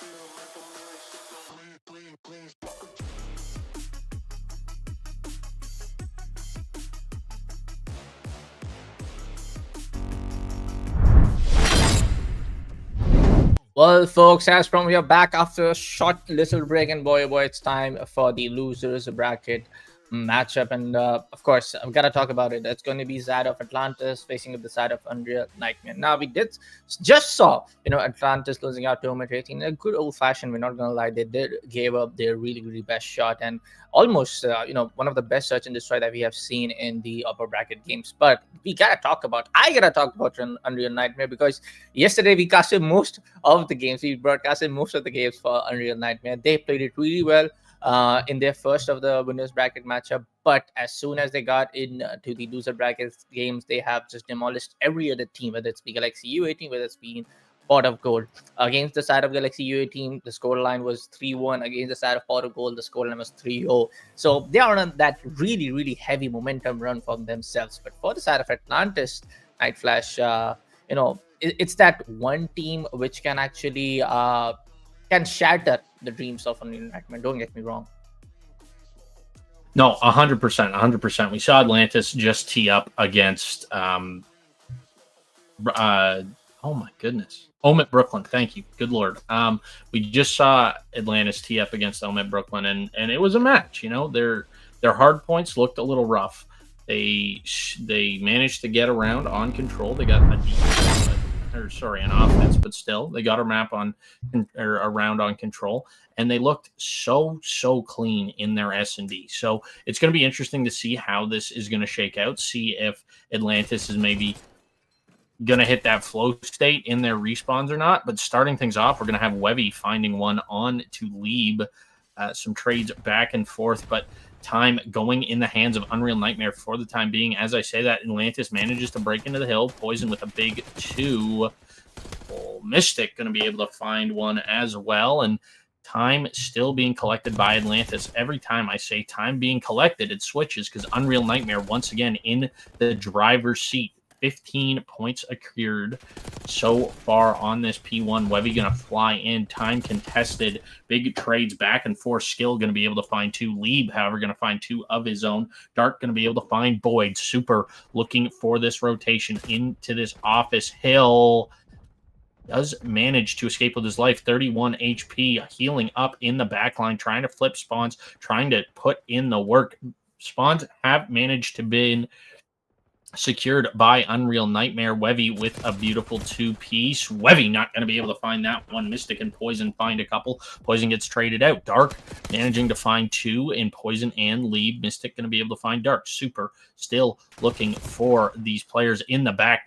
Doesn't manage to find them, but they're a little too much for him to handle. Webby with the hot hand going to be able to find a couple. Mystic going to find that trade. Dark on this piano, wrapping around the back, trying to find some intel, trying to find these kills. Going to be able to find the player on time. That's Boyd, but Lieb is there for the instant trade. 15 seconds remain on this P2. Super already setting up at this P3. 1-4 currently, off to a bit of a slow start. Big trades going on in the back, fighting for those good P4 spawns, trying to get those green spawns. Super going to be able to find Boyd, but Poison going to be able to find Super. Trades back and forth. Poison going to be able to find a second onto Webby. Lieb going to be able to find Dark. Big shots out of skill to stop that time momentarily, but Boyd has the trade, has the read. Mystic finds another. They're trying to break through this back green, trying to secure something so that they don't have to constantly flip around. And finally, green spawns have been secured. Webby going to be able to find one. Is he going to be able to find the second? Yes, he is. Lieb going to be able to find the trade. He's sitting at this hot tub, just absolutely cutting the map in half for his team. Mystic looking for some more, trying to gain intel, find some tags, but Lieb getting up and active, finds one before falling. Skill going to be able to find a couple. Poison cutting through this mid-map, finds 2. Webby going to be able to find that trade, though. Spawn still in the hands of Atlantis. 10 seconds remaining. If Unreal Nightmare soaks the rest of this time, they are going to have the lead. Only a slight lead, though. And this P4, definitely a money hill. Definitely money hill. We'll do see a couple of counters coming off all the way. Mystic with a double, and he will be eventually shut down coming in from the side of Dark. Lieb knows the fact that Dark was just right there in Super Scene. Alongside goes down. But a lot of that trade game is happening super, I would say, close right now. We also see the side of Atlantis making sure the hardcore remains in their control. 63. It gets stopped though It's going to be a real nightmare to gain back the control. A little bit of that secondary fire coming off from the side of there was someone in. But Boyd will be taken care of from the side of Skills. Super Season might get a double, almost. But he knows for the fact that there's going to be someone just behind the bat. But no, it will be the Wavy, confirm of the kill coming up. But it's going to be decided from Real Nightmare, regaining back the control on the point. And the hill is making sure most of the kills coming off from the side of Atlantis goes down for the side of Atlantis. But Leeb over there will be taken care of. And Baby just behind, just standing behind the bat to make sure that he gets a double. Now 77 to 70. Unreal Nightmare still in the control though. But now it's going to be a new hard point where they have to just reposition themselves and rotate back to the point. Yeah, and it's P1. We're into our second set of rotations here. And once again, Unreal Nightmare going to grab this early time. Nobody really around to contest for the side of Atlantis.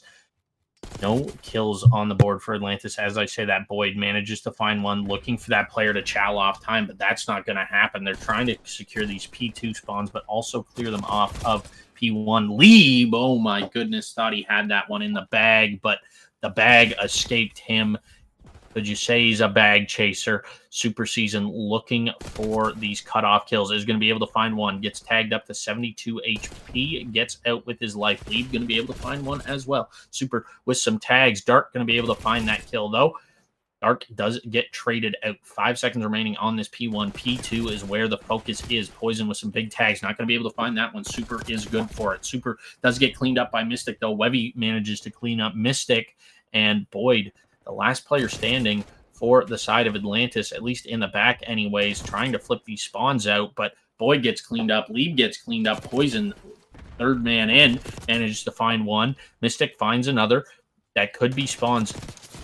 I don't think it is, though. Oh, big win from Super, but he's got to wait for reinforcements and not able to do so. His team cannot get there fast enough. And he also falls. Boyd going to be able to find one. Webby finds Mystic. Dark finds Leeb.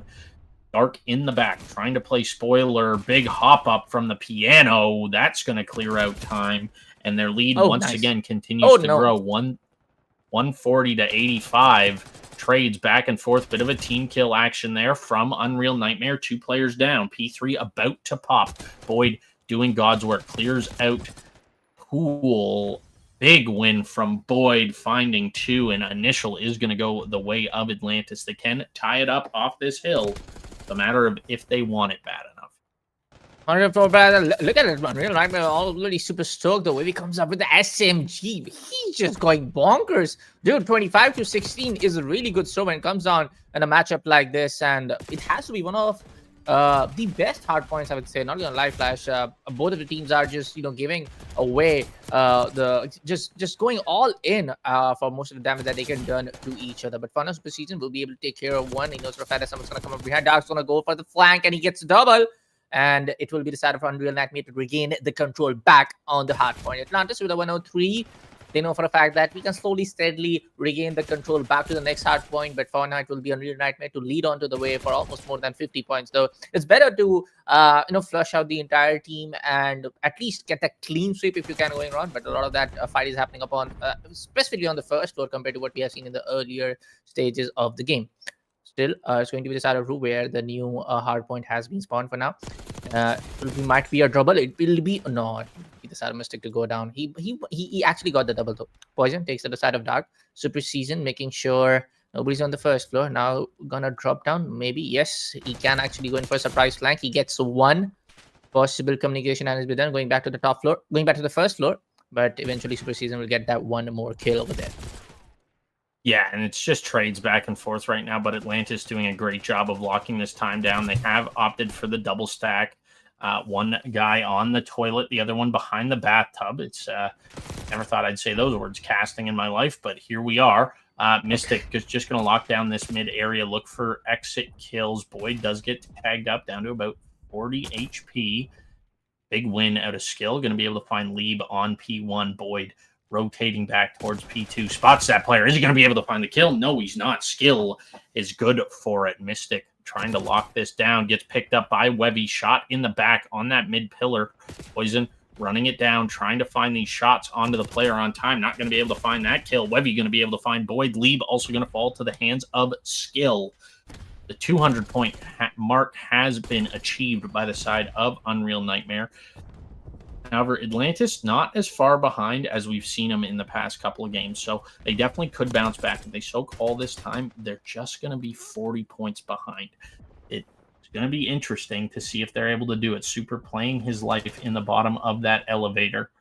Webby trying to find shots, manages to find some into Lieb, making him one shot, but not going to be able to find the kill. As I say that, though, he does, as Lieb got a little overzealous and peeked him there. 217 as they get off time. Boyd putting in work in the back, but gets cleaned up by Dark. Spawns in the hands of Unreal Nightmare.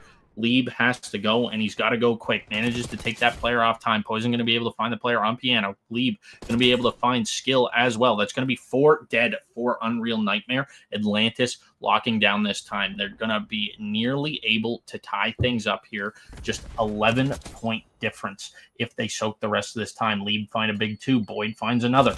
Webby, last man standing. He gets cleaned up. And GG go next. Let's re-roll that. And Big Chow, Super going to find the first. Poison is going to fall. Calm comes in. There's 2 on Cat. Lieb going to be able to find the first. Lieb going to be able to find the second. Boyd playing his life. Doesn't spot that player zipping up. Gets read like a children's book as well as he takes the zip up. Not going to be able to win it on this hill, but they're going to get darn close. Only 14 seconds going to be needed for the win. Sorry, 13 seconds needed for the win. Lieb playing his life on this P3. He is everything right now. He falls. 10 seconds remaining. Boyd going to be able to find that one. Big win out of him. Time is still ticking away for the side of Unreal Nightmare. 5 seconds left till this win comes in. Big team kill out of Poison onto Mystic. Lieb falls. Poison falls. Boyd falls. Unreal Nightmare come out on top, taking map 1 in semi-dominant fashion. Yeah, definitely. Both of the teams are just way too good, not gonna lie though. I mean, last matchup Atlantis up against the other team was just one of the best matches that we have seen, and this is definitely going to be in a number 2 when come down to the overall play. But Umar Brooklyn, what we saw do to Atlantis, because why they're right now facing up the side of Unreal Nightmare in the brackets game, but Unreal Nightmare and Atlantis, both of them are playing it pretty well. But it's, you know, just for the fact that yes, there's going to be one victory. There's going to be only one team to emerge victorious, and then we will, of course, see them, pushing down to the second map. But right now, a few little bit things. I feel like those respawns, somewhere around the respawns, were not exactly filling up the right shoes for the side of Atlantis. But overall, I'm kind of happy for the side of Unreal Nightmares, if you ask me honestly. The kind of run they had in the upper bracket now, proving that they actually deserve to be in the upper bracket as well.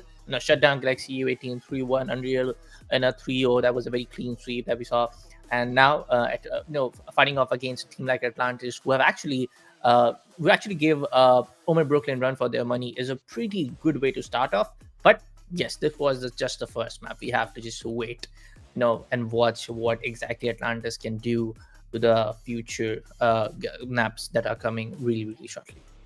No, 100%. We talked about this on the last series too. We talked about how Atlantis sort of struggle in these respawns. We talked about it. This is my first time seeing them, but just from that, I can tell that they struggle in these respawns. S&D is really where they make their money. So this map 2 coming up is going to be huge for them. If they're able to win this and then steal the control somehow, it's definitely going to be interesting to see if they can make that happen. But if they can steal that control, you always hear people say, like, anybody in the competitive COD space, it's always, S&D wins championships. S&D wins championships. And it's, to be honest, it's cold, hard facts. It really is. You can be an Unreal Hardpoint team, which is great, but if you can't win a control on an S&D, you're not going to win. You can be an Unreal S&D team, but if you can't win a respawn, you're not going to win. Really, the best way to be consistent is to be really good at all 3. But I would rather be good at S&D than Hardpoint, And, control just kind of comes. It's the 50-50 game mode, right? It's half and half, but why am I yapping? Dark is going to manage to find 2, making this a 2v3, but trades come in. Boyd going to manage to find one of those trades, making this a 2v1. That Semtex doesn't hit. He does spot the player, but unfortunate timing as he snaps around. Unreal Nightmare take our first round. Yep. Unreal Nightmare might be the truth on S&D too, low-key. I will just say, let's wait and watch. Just wait and watch. I mean, Atlantis gave Omit Brooklyn a run for their money in their search and destroy. So I feel like Atlantis can actually bounce back. But of course, this is the first round of the game, so we can't really just get ahead of ourselves. But let's see what Atlantis holds themselves for. But right now, it's going to be Atlantis to be on the attack end. And it's going to be a small little card glitch that we are not able to see the display names up on the top. But anyways, we are still good to go. Super season, making sure nobody's coming from the back. But actually has a little bit of that info, maybe the audio cues. Still making sure that the entire grenade actually lands on the right side. But no early kills for now. A few of the shots engaged. Now Super Season gets one. Gets down the side of Mystic. Inside the bomb side. It's going to be a double kill for Poison and Lee. But 2 of the guys goes down from the side of Unreal Right Man. Now it's actually the lives remaining getting equalized. The man advantage getting equalized from both ends. It's going to be a 2v2. Skill going back. Utilities being exchanged. We might see the team actually pushing down to bomb A site. Definitely, they are actually going to do so. But on the other end, it's going to be side of Atlantis being more than ready. I think it may have been a fake. I don't know, but this is a big gunfight, and Lieb's not going to be able to win it. 2v1. Both players stacked up, kind of. Boyd has to win this. 100 HP. Both the aims and the Jackal in the back pocket, but he can't win the first. And if you can't win the first, you don't get a chance at the second. Unreal Nightmare take a 2-round advantage early in this S&D. Yeah. It's good to see, actually, if you are able to, capitalize on a lot of the mistakes getting done from your opponent team. And it's good. I mean, it's good.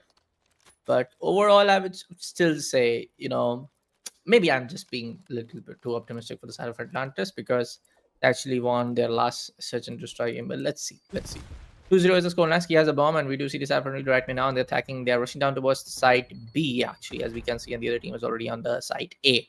But can be a possibility, a quick rush. But League was right there. He actually did a lot of the shots on the second guy as well. So possibly a trade game can happen. But 2v2 now, and he makes it a 2v2. Dark making sure both of them goes down. Now it's going to be 2v1. Dark has the bomb, but no.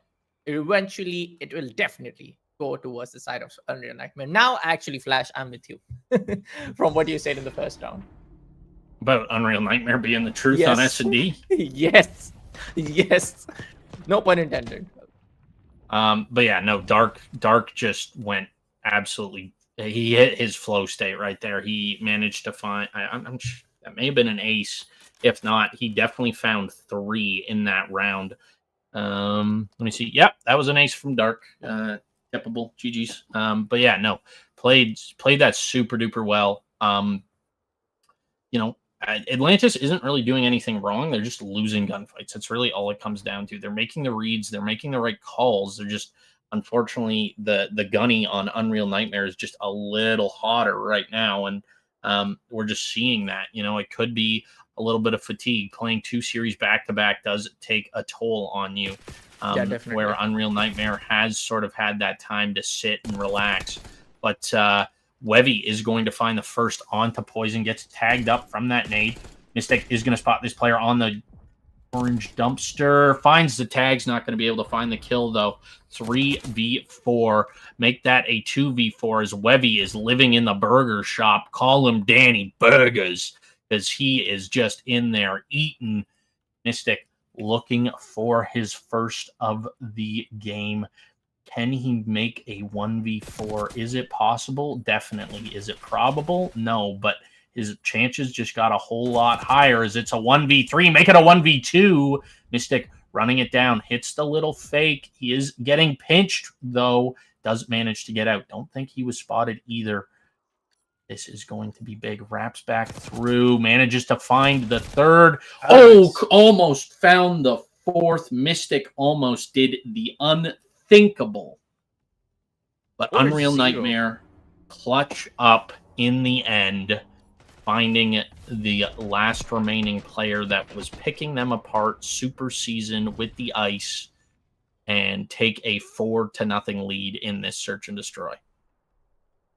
4-0 now. I mean, a couple of rounds more and they are done and dusted. Atlantis needs to kind of now actually regain the control. Now be on the defensive side. Yes, you can actually make that happen though. But how I can talk about defensive attacking, because most of the times they have actually lost. So it's kind of hard to say. Now we do see Baby taking a lot of damage, and Baby will be the first guy to go down. Atlantis in the man advantage for the first time in the entire, not in the entire scene for a couple of rounds, but now Dark take on the side of Poison. Can be one more towards the superstore, towards inside the lobby. Leap takes out the side of Dark now. It's going to be 2v1. So might be a potential clutch, or might be the first round victory coming up against for the side of Atlantis.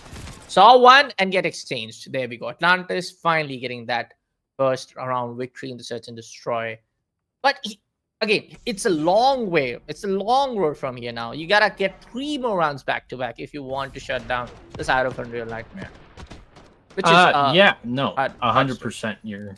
It's a tough road to travel here for Atlantis, but this is, pressure makes diamonds, baby. Let's see how it goes. But I know that these guys all have the pop-up potential. We saw it last series. It's just a matter of getting them going, getting them rolling, getting that confidence in your shot, and really hitting your shots is really a big part of it. But it looks like B side is going to be favored again, and Lieb was ready for 1, not for 2, and can't find either. Big shots there out of Mystic, not going to be able to find anything. Poison finds 1, but Unreal Nightmare, like moths to a flame, surround him and find the final kill on the round. Is that going to be the nail in the coffin, or does Atlantis have a little more fight in them to come back in this search and destroy? 5-1 is the score. If I'm a betting man, I'm putting the house on Unreal Nightmare right now. I would say definitely if there was a place where we can place our bets, definitely I'm going to place my bets on the Nightmare. Right now they are in supreme control. The only best option Atlantis can do right now is be a little bit more confident and be improvise upon the control matchup. But right now, folks, we are running into small little glitch, I guess. But just a fun thing to say this.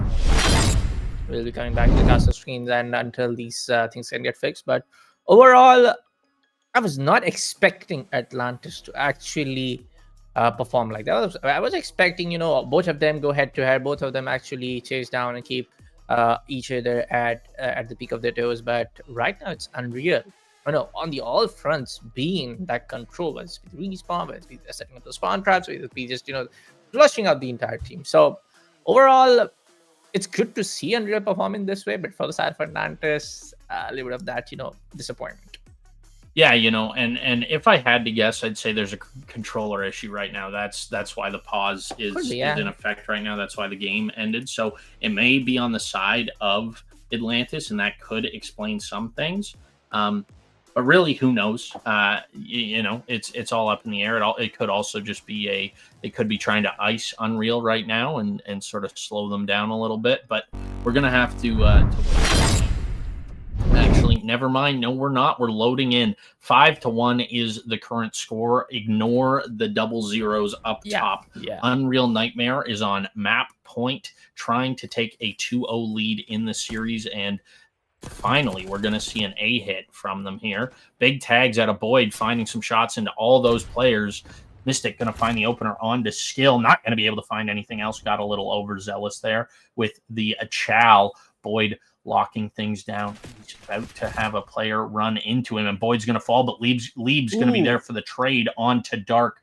2v2, my favorite point in Call of Duty on S&D, the 2v2. Enough space on the map where people can get loose, but still have to have good comms. Bomb being planted on this B site. Unreal Nightmare putting in the work, putting in the hours.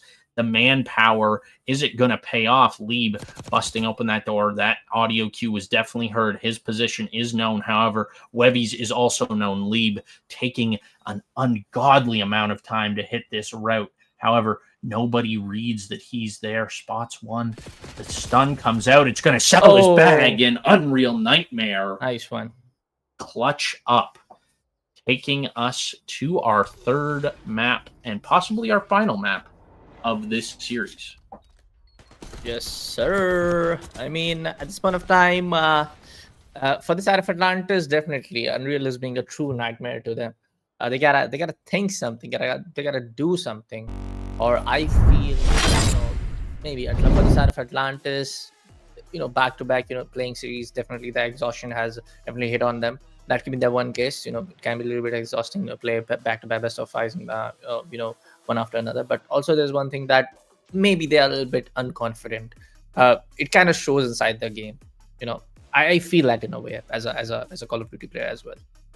I disagree.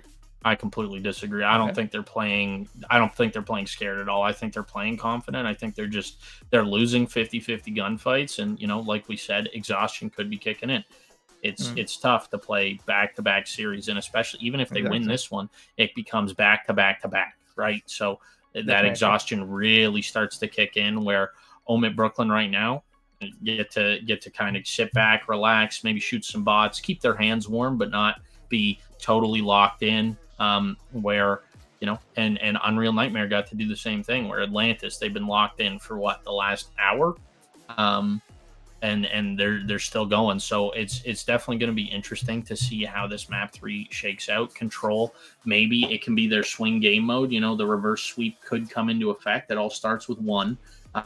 So it's definitely a possibility. I don't think it's likely. I don't want to count them out yet, but I don't think it's likely. I think it's definitely more so likely that that Unreal Nightmare guy that closes it out on map 3, or at the very least map 4. But map 3, it's going to be Prody, and we're just going to hop right into it. We're going to hop on board here with Lieb, taking this underground route. Going to have Wevy here for the Chow. Lieb on the server. Big Chow, but Wevy is good for it, and that's going to be 3 dead in the feed for Atlantis. Make it 4, and this A point is just going to fly by. Well, now we do see the side of Unreal that may make progress, a good lot of progress up on the side A, and a little bit of that progress was getting made from the side of Atlantis as well. But there we go, one team at A, one team at B, possibly a good chance to equalize things up. But now there's actually Unreal Nightmare to actually secure the entire point A, which very early in a control matchup like this. But for now, look at what Unreal Nightmare is trying to do. Already down to what? Look, just eliminated 10 lives straight up back to back for side of Atlantis, and Unreal Nightmare just at 26. So tells a lot about the sheer aggressive nature in terms of this, just initiating gunfights and winning those gunfights. It's that simple, and that's what it all matters. And for now, they are able to do that basic job pretty well. A little bit of that cat and mouse chase gameplay over here. Batak will be able to take care of the side of Void, but eventually he will be taken care as well too from the side of Poison. Baby comes up from behind, takes care of the side of Lieb. Possible 2 guys over there. Poison kind of like prone over here. Want the down one angle. Stuns coming into the play. Super Season is also making sure there's nobody coming up, but that's going to be a backup arriving at the site B. Yeah, and backup is the best way to put it, but doesn't matter. Skill's good for 2. Wevy is going to kill himself with a nade, so that's going to slow reinforcements down just a little bit. But Lieb trying to hit a route, trying to hit this pinch. Just a matter of when his team can get to him. Lieb going to be able to find the first onto Webby. Poison going to be able to find Skill. Super going to find Poison. Super going to be able to find Boyd as well. 2 ticks of progress are made at B. 17-9 is the life count. Trades back and forth. Dark going to be able to find Lieb, but Mystic finds a big 2 there. Mystic finally getting traded out by Skill. Big gunfight here in the back. Super playing his life down to 2 HP. Progress being made at B. It's a triple stack. Player gets cleaned up. Has to fly. No time left. Unreal Nightmare. Pretty confidently take that first round. Yes, sir. 1-0. And look at that way. They're able to do it. I mean, in the first early stage, they secured the site A in less than, I would say, 40 seconds. They eliminated 10 guys back to back, 10 lives. They got 10 elimination, I would say, in a simple term. For the side of Atlantis, in less than 1 minute. So the sheer firepower upon just winning those gunfights is something Atlantis are not able to counter it out right now. But anyways, folks, that's going to be the first round victory for the side of Unreal Nightmare. A couple of nades are getting in the air, no successful ones though, but Mystic will find the side of Dark. For the side of Atlantis, nobody's actually even on at least first 10 frags, but super season opened sesame coming right up from this SMG guy, and he has been brutal. Yesterday, like I said, Unreal, there was a maximum match that we casted for the side of Unreal Nightmare, and it was the side of Super Season and Dark to put up a whole lot of open sesame against their opponents. So they're doing pretty well in terms of being that SMG guys and getting those kills on the leaderboard. Yeah, and Super has been sort of the glue guy for a very long time, but you want to talk about putting up kills and putting up numbers. Take a look at skill. Currently 11-1. Not sure what that's about, but yeah, he's putting up numbers for sure. Yeah. 11-6, 12-6, 10-7. Nobody negative on the side of Unreal Nightmare. Or on the flip side for Atlantis, nobody's even close to positive. The closest we have is 6-10. That's still 4 kills negative. Just not looking great. Super is going to get cleaned up by Mystic. Mystic's going to be able to find a big 2. But Mystic, once again, gets shut down. Some progress being made on A, but 4.8 seconds remain. Is it going to be too little, too late? Leeb going to be able to find 1. The stack is in. That's 2 players on. Super trying to play upset. Dark going to be able to find some shots, finds a kill. Super finds 2, and no time left. Unreal Nightmare even more confidently take round number 2. Here we go. I mean, this was much faster than the first round. Not gonna lie. Where was it? Almost. How much? 1 second, folks. Apologies. Yeah, almost like they didn't even bother to. Whatever teams even didn't bother to at least go up on the prime. We did saw Unreal Nightmare taking the control up on the side B, but overall, again, it's the same story. It's the same storyline. If you ask me right now, it's Unreal Nightmare, especially again, Super Season Wavy just proving out to be just way too brutal against a team like Atlantis. So, I am sorry to say, but this might be the end for the side of Atlantis in this championship Sunday for today. This Rising Cup Sunday championship. Yeah, this is it's not looking great right now for Atlantis. However, it's not over till the fat lady sings, and not hearing any show tunes quite yet. Webby going to be able to find Mystic. Some trades going back and forth. 27-28. Atlantis setting up the spawn trap that they were just in, but being made. Some progress is being made over at A. Big win from Mystic. Going to be able to find that player, stopping the clock. Super going to hit the pinch onto Mystic, stopping that clock once again and continuing to cap that 8 point. 25-24. Poison going to take the zip. He is going to get spotted and does get taken out by Webby with the sub. Beautiful shots. Leeb going to try and get on that time, but Skill or Dark is going to shut him down. Webby finds Mystic, and this A point is starting to fly by. The triple stack is in, and it is potent. B, the only zone left, and lives starting to dwindle a little bit for Atlantis, but nothing too crazy. They're starting to equalize. They're stabilizing as well. They're not letting them hit the immediate transfer onto B. Webby going to be hitting this from the back. Going to be able to not find anything because Mystic's got the gunny on him. Mystic hits the snapper. Dark tucking in the back for some reason, waiting for the spawn trappers to push him. Webby going to be able to find the first onto Boyd. The trade is not in because Poison is going to fall. Leeb going to be able to find Scale before getting taken out. Mystic, all up to you, bud, and you choked it. You choked the bag. Boyd going to be able to find one. Poison going to be able to find another. Equalizing here, stabilizing once again. Super behind one, up by mid-gun. Going to be able to find him. Going to be able to find 2, and Skill's going to be able to find a third. Mystic pushed up. Didn't have his gun up. Wasn't ready for the gunfight.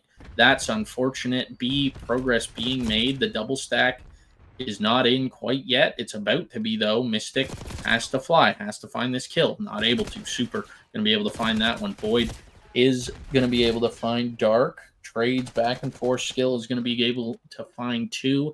An Unreal Nightmare 3-0 in the control, 3-0 in the series. Send Atlantis packing. Good Back luck to to you, mer people. I hope you enjoy the sea, but it's not really for me, as Unreal Nightmare are going to be moving on to our grand finals.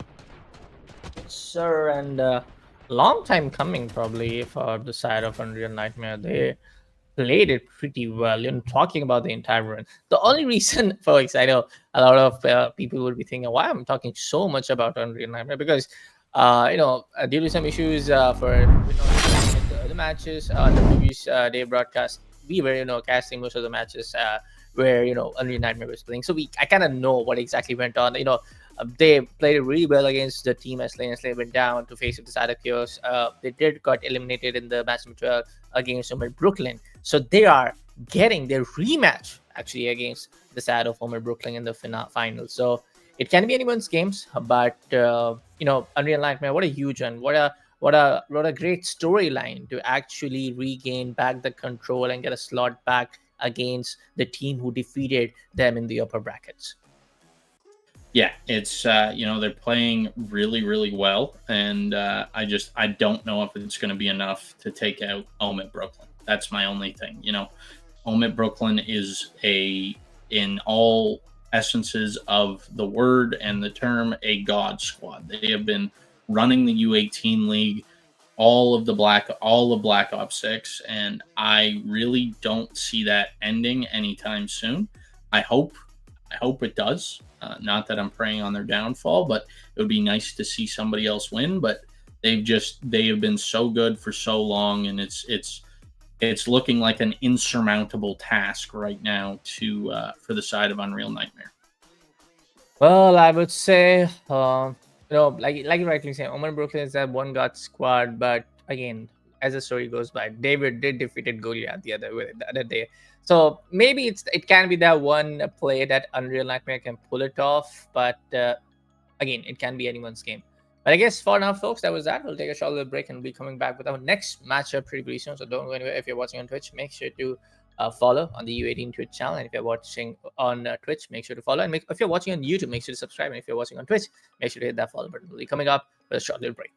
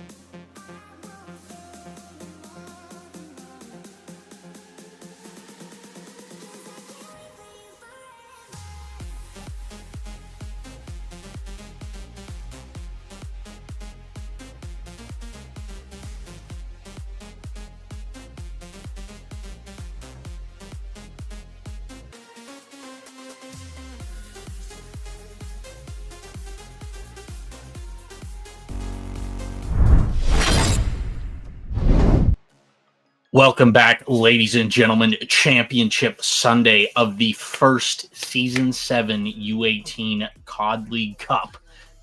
It is our grand finals. My name is Night Flash. I'm joined by Bullet. If you're just joining us, you missed out on a great day of Call of Duty, but you've come in time for what matters.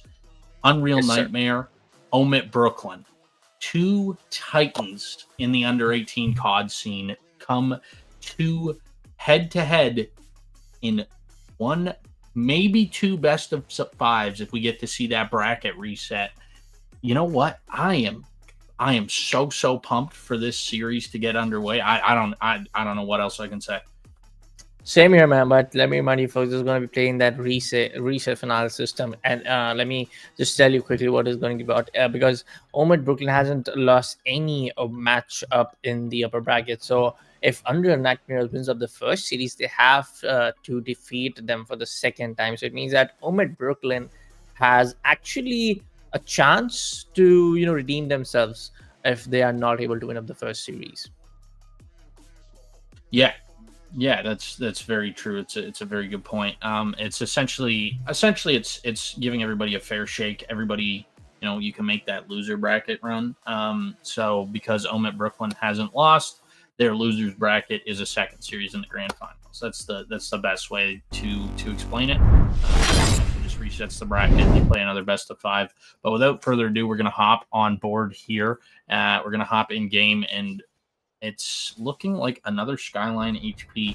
We definitely saw Omit Brooklyn take care of business on Skyline HP last time, but it looks like it's more of the same off the rip. They're going to get this immediate time and going to do their best to soak it, but lots of red in the kill feed there as Unreal Nightmare strikes back and manages to take the lead here early.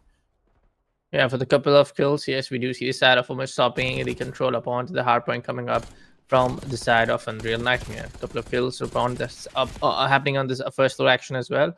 Down for the AR, but still it will be nobody who's trying to get onto the hardpoint control for the first for the first pinch.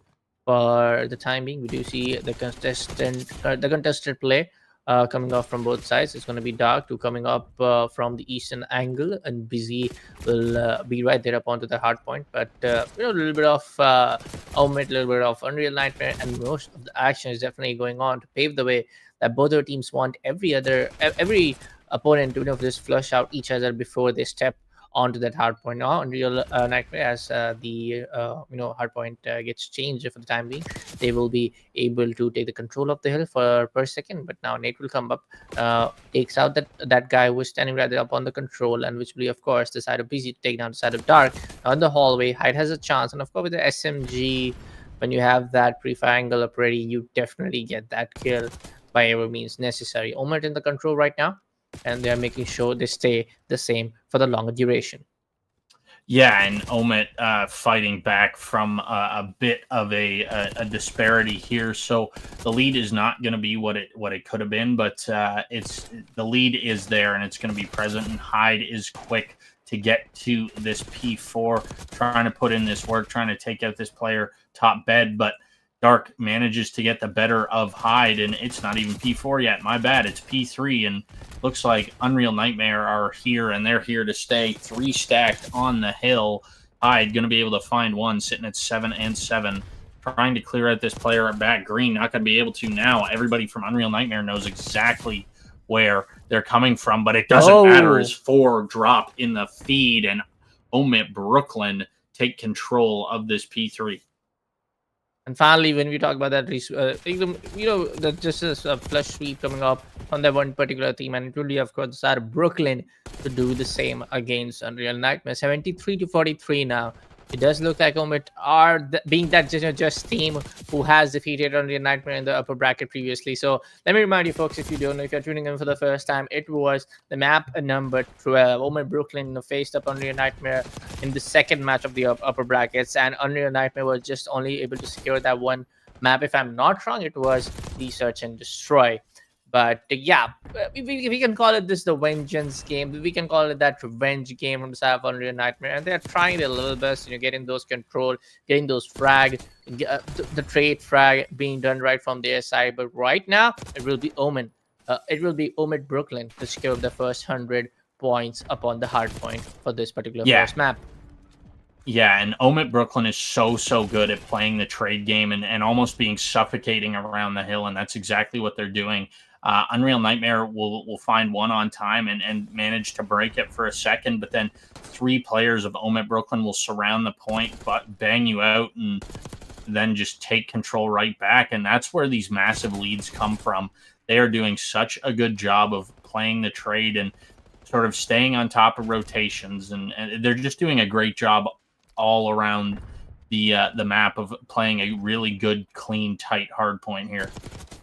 Yeah, definitely 100%. For now, it will be Sab maybe to go down. Nate is up onto that point. Oh, mistakes were made.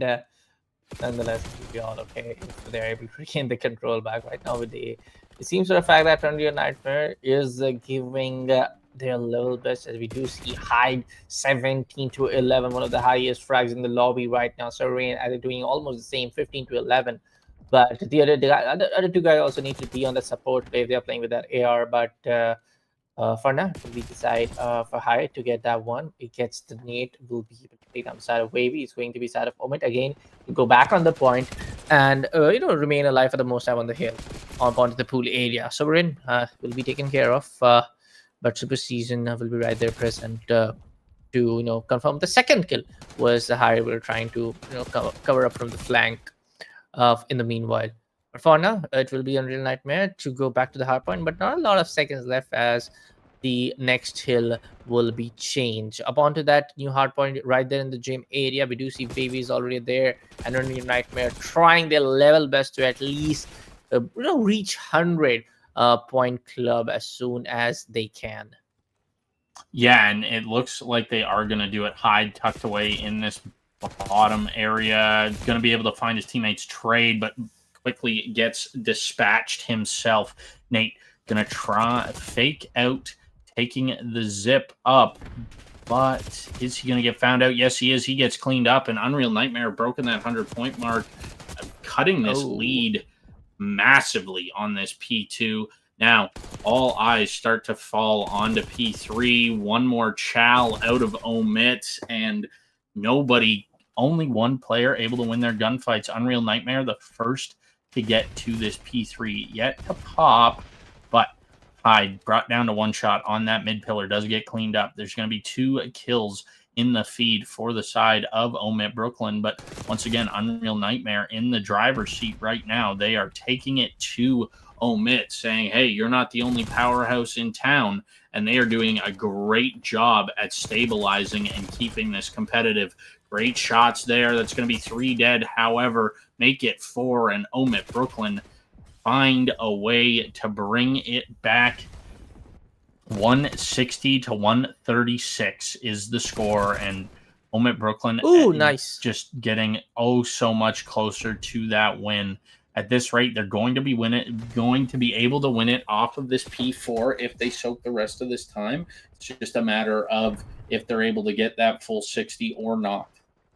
How about a second reverse sweep, if I'm not wrong, coming in from the side of Omit Brooklyn? They are able to just flush out the side of Unreal Nightmare like anything, but it's good to see Unreal Nightmare finally slowly and steadily regaining back the control as soon as they can. Soren gets one. He will definitely get the second one upon the side of Skill. Busy right there, but really behind the bathtub is definitely not going to stop anytime soon now. Puts it with the nade, though. Contestment comes up, and that's going to be Wavy to go down.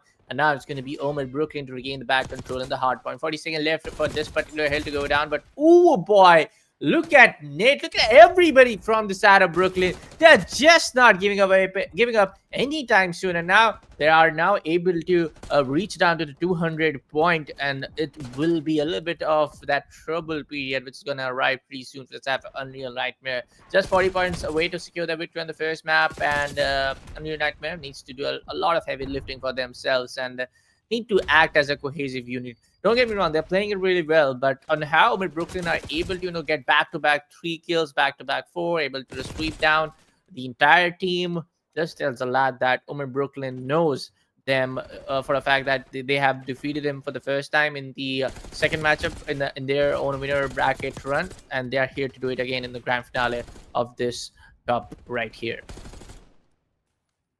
Yeah, they're doing a great job, Omit, of just controlling the tempo of this match, and that's another thing that they do so well is they never play the opposing team's game. They make the opposing team play their game, whether they want to run it down or whether they're playing slow and methodical. It always ends up falling the way of Omit Brooklyn. But as I say that, this game is getting dangerously close for both these teams. If Unreal soak the rest of this time, which it doesn't look like they're going to, they would have hit that 200-point mark.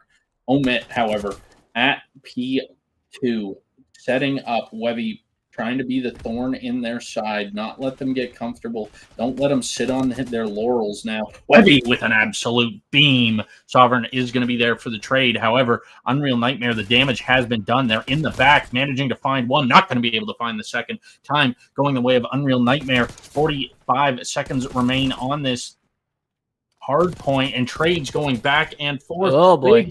Four dead, skill and super combined for a couple of two pieces to wipe the map, and Unreal Nightmare are clawing their way back into this. They're going to be able to tie it, if not take the lead off this hill, if they can keep it clean. But Hyde says, no, we don't go silently into the night, but neither does Unreal Nightmare. The night is where they live. Good Lord, trades back and forth.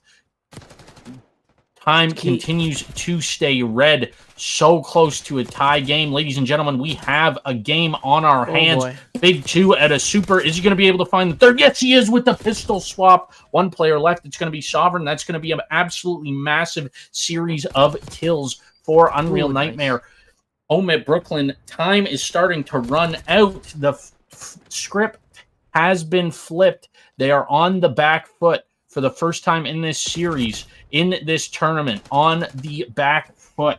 However, control once again falling into their hands. 15 seconds remaining till they get the win.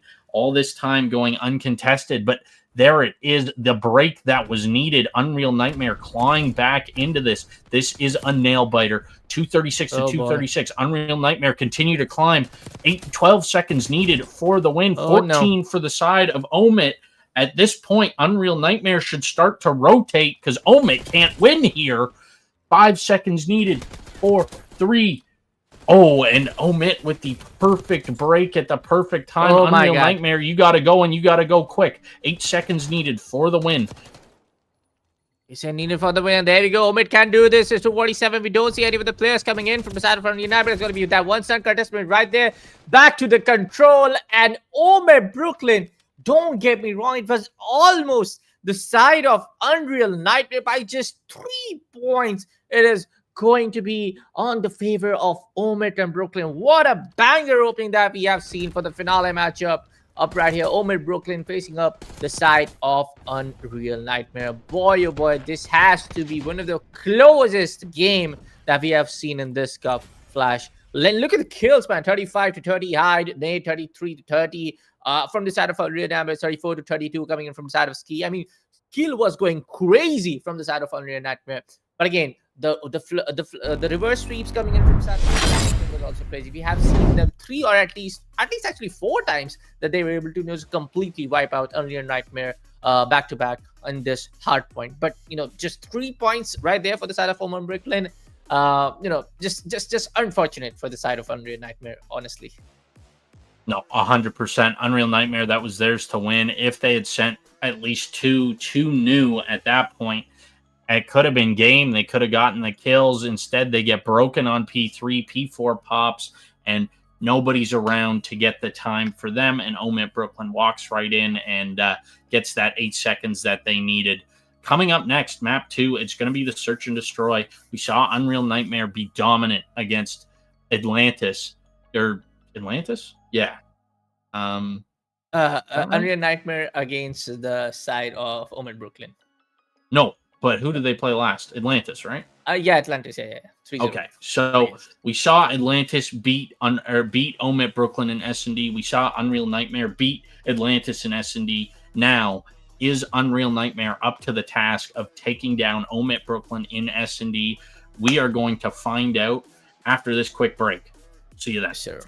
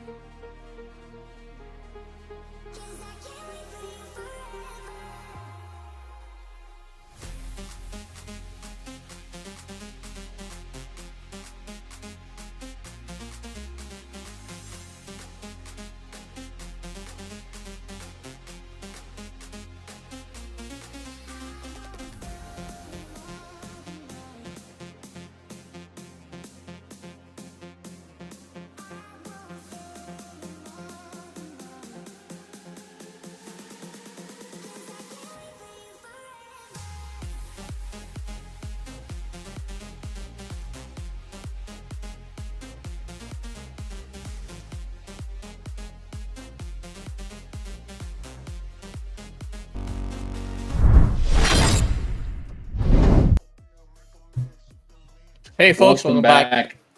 Ladies and Yeah, gentlemen. we are excited. Map 2 about to get underway. It's going to be our S&D, at least one of the S&Ds that we might get to see. My personal prediction for this one, Unreal Nightmare is going to come out ahead. Hot take. Let's see. I mean, I'm not gonna get ahead of myself. Don't get me wrong. The way how both the teams played in the previous hardcore match, I was just super stoked, man. Come on, both the teams just like kept us onto our edge of our seats. But anyways, folks, the match is already went way. Hardpoint is done. So we're only gonna talk about Search and Destroy now. 3v3 very early in the game. We do see a couple of kills coming in from the side of Sovereign and also from the side of Skill. So proceeding with the bomb. The news for the fact that he gotta decide where they want to push on. It's probably gonna be bomb B. We do see the rotation coming onto the play, and yes, the plant is about to go down pretty soon. All of the three players are already onto the site A, and we only have Sovereign making up that rotation right here with the nade possible, and yes, it will go down. Oh, he gets one though, even though the nade wasn't a successful attempt previously. Now at a 3v2, Unreal Nightmare in a man disadvantageous spot. Yeah, and just great play here. Still trying to find another. Not going to be able to, but Nate clutches up. Looks like our colors are flipped here, ladies and gentlemen. So just bear with us on that. But Nate with a big win there. And Omit Brooklyn take our first round. Brooklyn take our first round, and that was a little bit of that unfortunate TK also that we saw eventually, but that was all okay if in the end there's one last guy remaining to defuse the bomb plant. But at least if you ask me, Brooklyn being so well on the defense is something that Unreal Nightmare needs to be very alarmed of. That if you are able to lose out in after a post plant situation, you need to work where you want to place up your angles, where you want to just place accordingly when you have the 3v3 or 3v2 scenario going on, where you want to exactly stand to make sure that you are successfully executing post plant scenarios. What in the world just happened?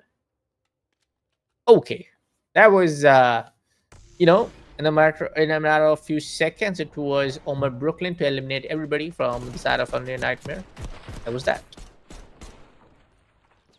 Yeah, it looks like it was just a forehead up top, and they got read like a book and put to bed. Yeah, definitely, and it will be a one more Unreal round. Nightmare won that. Unreal Nightmare, sorry. Yes, apologies, folks. That was Unreal Nightmare winning out that entire back-to-back kill feed, being given away in the red color. So as proceed now to round number 3 now, it's going to be Brooklyn defend now. It's going to be a close one. Oh, Bitch gets the first one, though. We also see the second kill going down. Now it's going to be a man advantage spot for the side of Brooklyn, which we can definitely see them to bounce back in the third round. Yeah, now it's all up to Webby. Webby in a 1v4, not going to be able to find the first. And Omit Brooklyn take a 2-1 lead in this grand finals S&D. Sir. Now it definitely looks like on how Unreal Nightmare we did so very aggressively able to push back the defensive and attacking strategies coming inside of Omit Brooklyn. But when you talk about side of Omit Brooklyn, they are able to be on the close plan scenario. They are able to win it, but they are able to aggressively push and eliminate Unreal Nightmare for a certain extent. Yes, but we have also seen Unreal Nightmare fighting it back. For this particular round, we do see a heavy extension, heavy attack, and everybody just right on the floor. Super Sedan gets a double. Hyde will also get a double from his team, making it a 2v2. Now, Servant is actually going in for the plant killer with that one nade being tossed away. But we do actually see a couple of rotation being made up onto the center because he want to just go in for the flank. Now it's going to be a 1v2 where Baby needs to clutch it out for his team. Webby once again left up in the clutch. Hyde currently sitting 5-1. He wants this series to be over. Webby gets tagged up down to 57 HP. Hyde going for the Chow. I guarantee you he gets that cruddy peak. No, he does not. The team Chow is in. Omit Brooklyn take our first 2-round lead of the game. Good one indeed, but I would say when you are trying to just if it's a rush down to one particular side and you are able to get in those first few early frags, you are in the driver's seat. And that is definitely what's happening in for the side of Homer Brooklyn.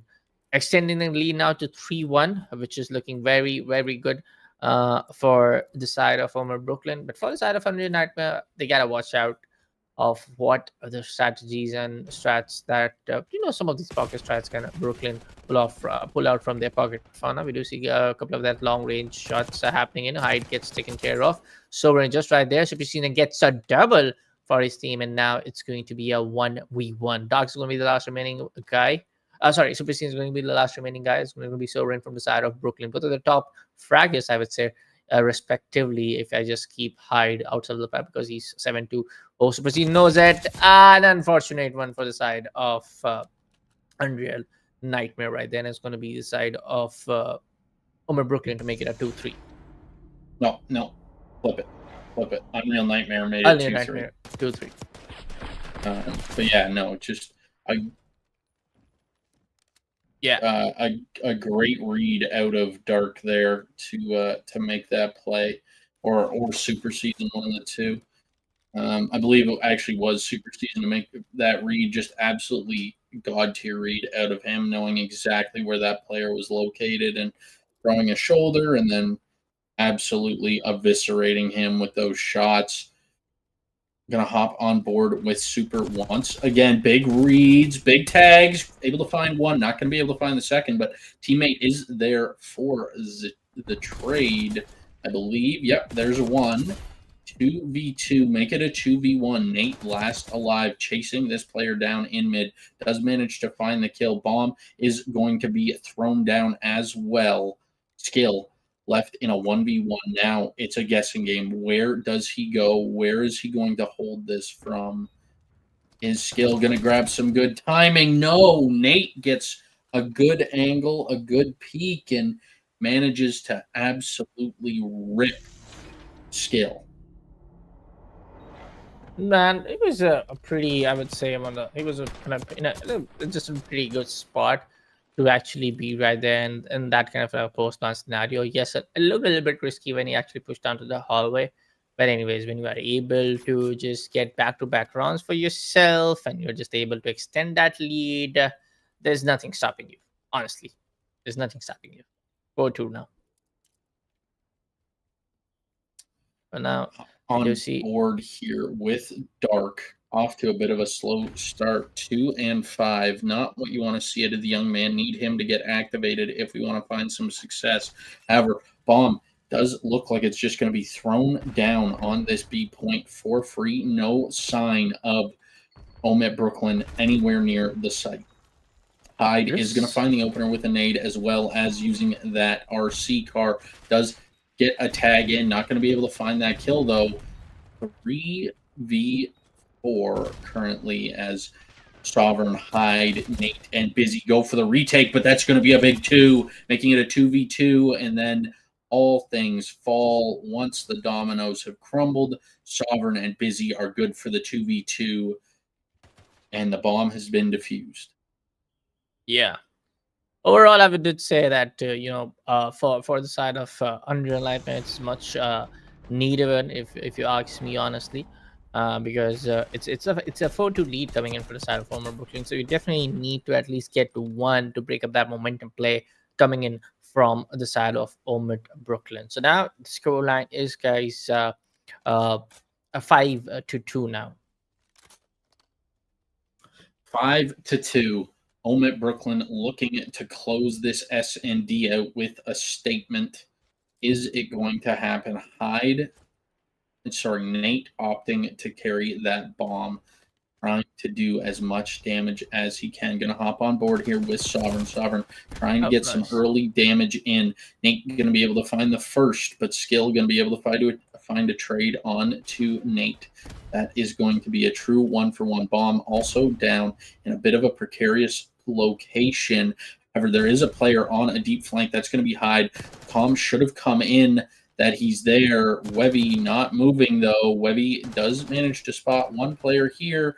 Shots are going to be good, and Super is going to be able to get that clean up. Super and Webby stacking up in this mid. Player lurking back office. Webby is going to get spotted. Is he going to escape with his life and full HP? From the side from Brooklyn, they are just completely should love. They know for a fact that every other guy is going to just push you out, but no, Webby gets one. BZ goes down. It's going to be a 1v1.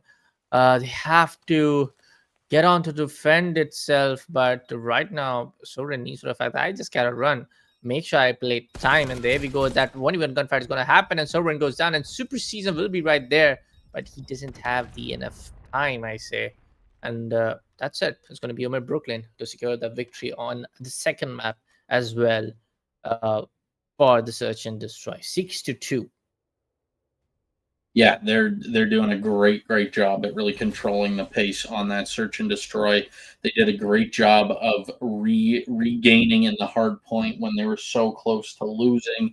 I hate to say this because Unreal Nightmare, I want to come out on top, but I don't think this is going to be their time.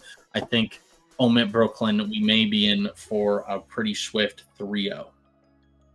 Yeah, definitely. It looks like it. Not gonna lie, it looks like it can be a clean sweep coming in from the side of Omit 18. The way how they kind of played really well in the hard point as well, and now in search and destroy, they did give away a couple of chances. Not gonna lie though, for the side of Unreal Nightmare, but they were able to just even capitalize on even one was single one of them. So overall, a good play, but with a scoreline of 2-0, it does definitely seems like. Yes, this whole finale can result in a 3-0 scoreline favoring the side of Omid Brooklyn. Yeah, well, we have map 3 control coming up very shortly. I think we're gonna just send it to a quick break, and when we're back, we're gonna be back with more U18 COD action. See you guys there.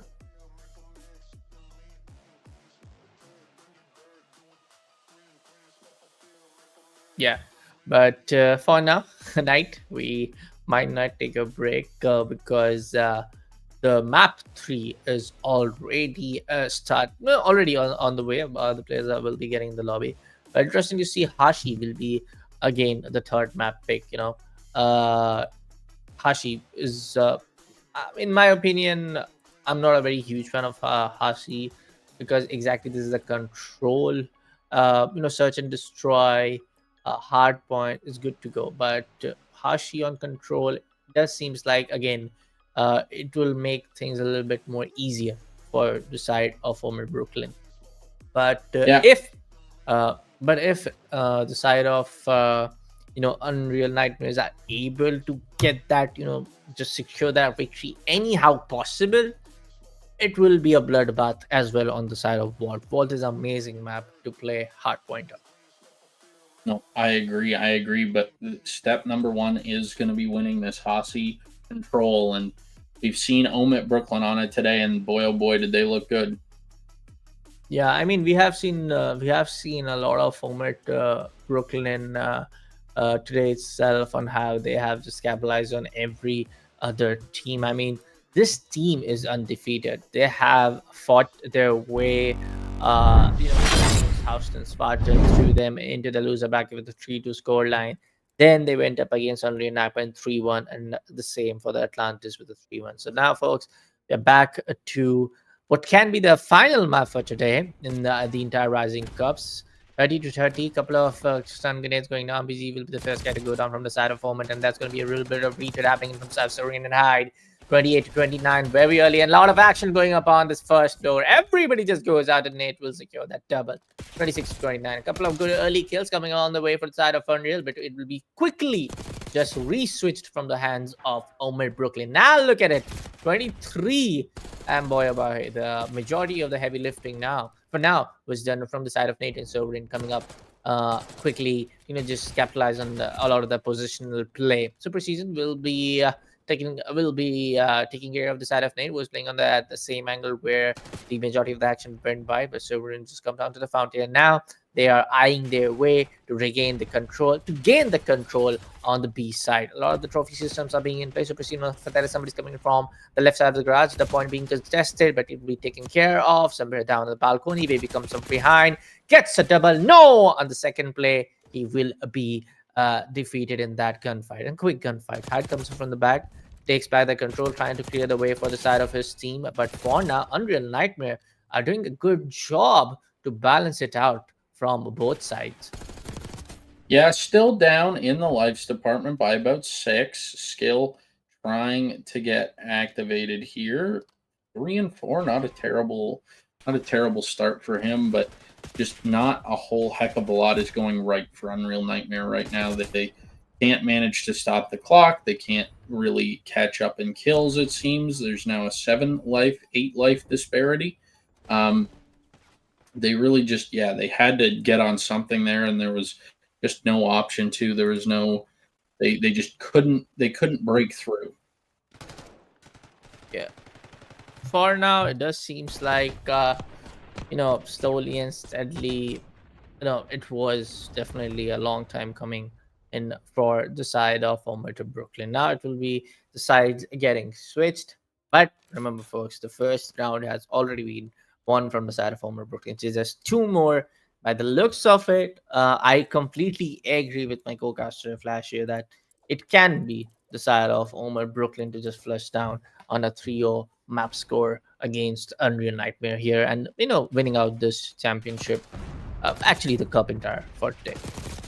Yeah, it's definitely a possibility, but Wevy's going to do his best to not let that happen. Sovereign, however, is going to answer back with one of his own onto Super, and second onto Dark. Wevy going to get into this lobby area, this bottom zebra, but gets cleaned out. Sovereign still going, finally gets taken out by Skill, but lives just about even, only a 1 life advantage for the side of Unreal Nightmare. Make it a 2 now, as there's some trades going back and forth. 24 to 26 is the life count. Hyde almost with that kill. 1 more bullet, and that player was toast. But almost only counts in horseshoes and hand grenades, ladies and gentlemen. We are getting close and getting down to the wire here. 37 seconds remaining. Skill trying to find where this player's lying down on this time. However, there are 2 here. Skill tagged up down to half health. Not able. Never mind. He hits the reversal. Uno reverse onto that player and absolutely fries him. Trades are in. Busy going to be able to find Webby, and more progress being made over here at B. Nate going to be able to find 1 before getting traded out. Hyde tucked away up in office. Going to be able to find Webby.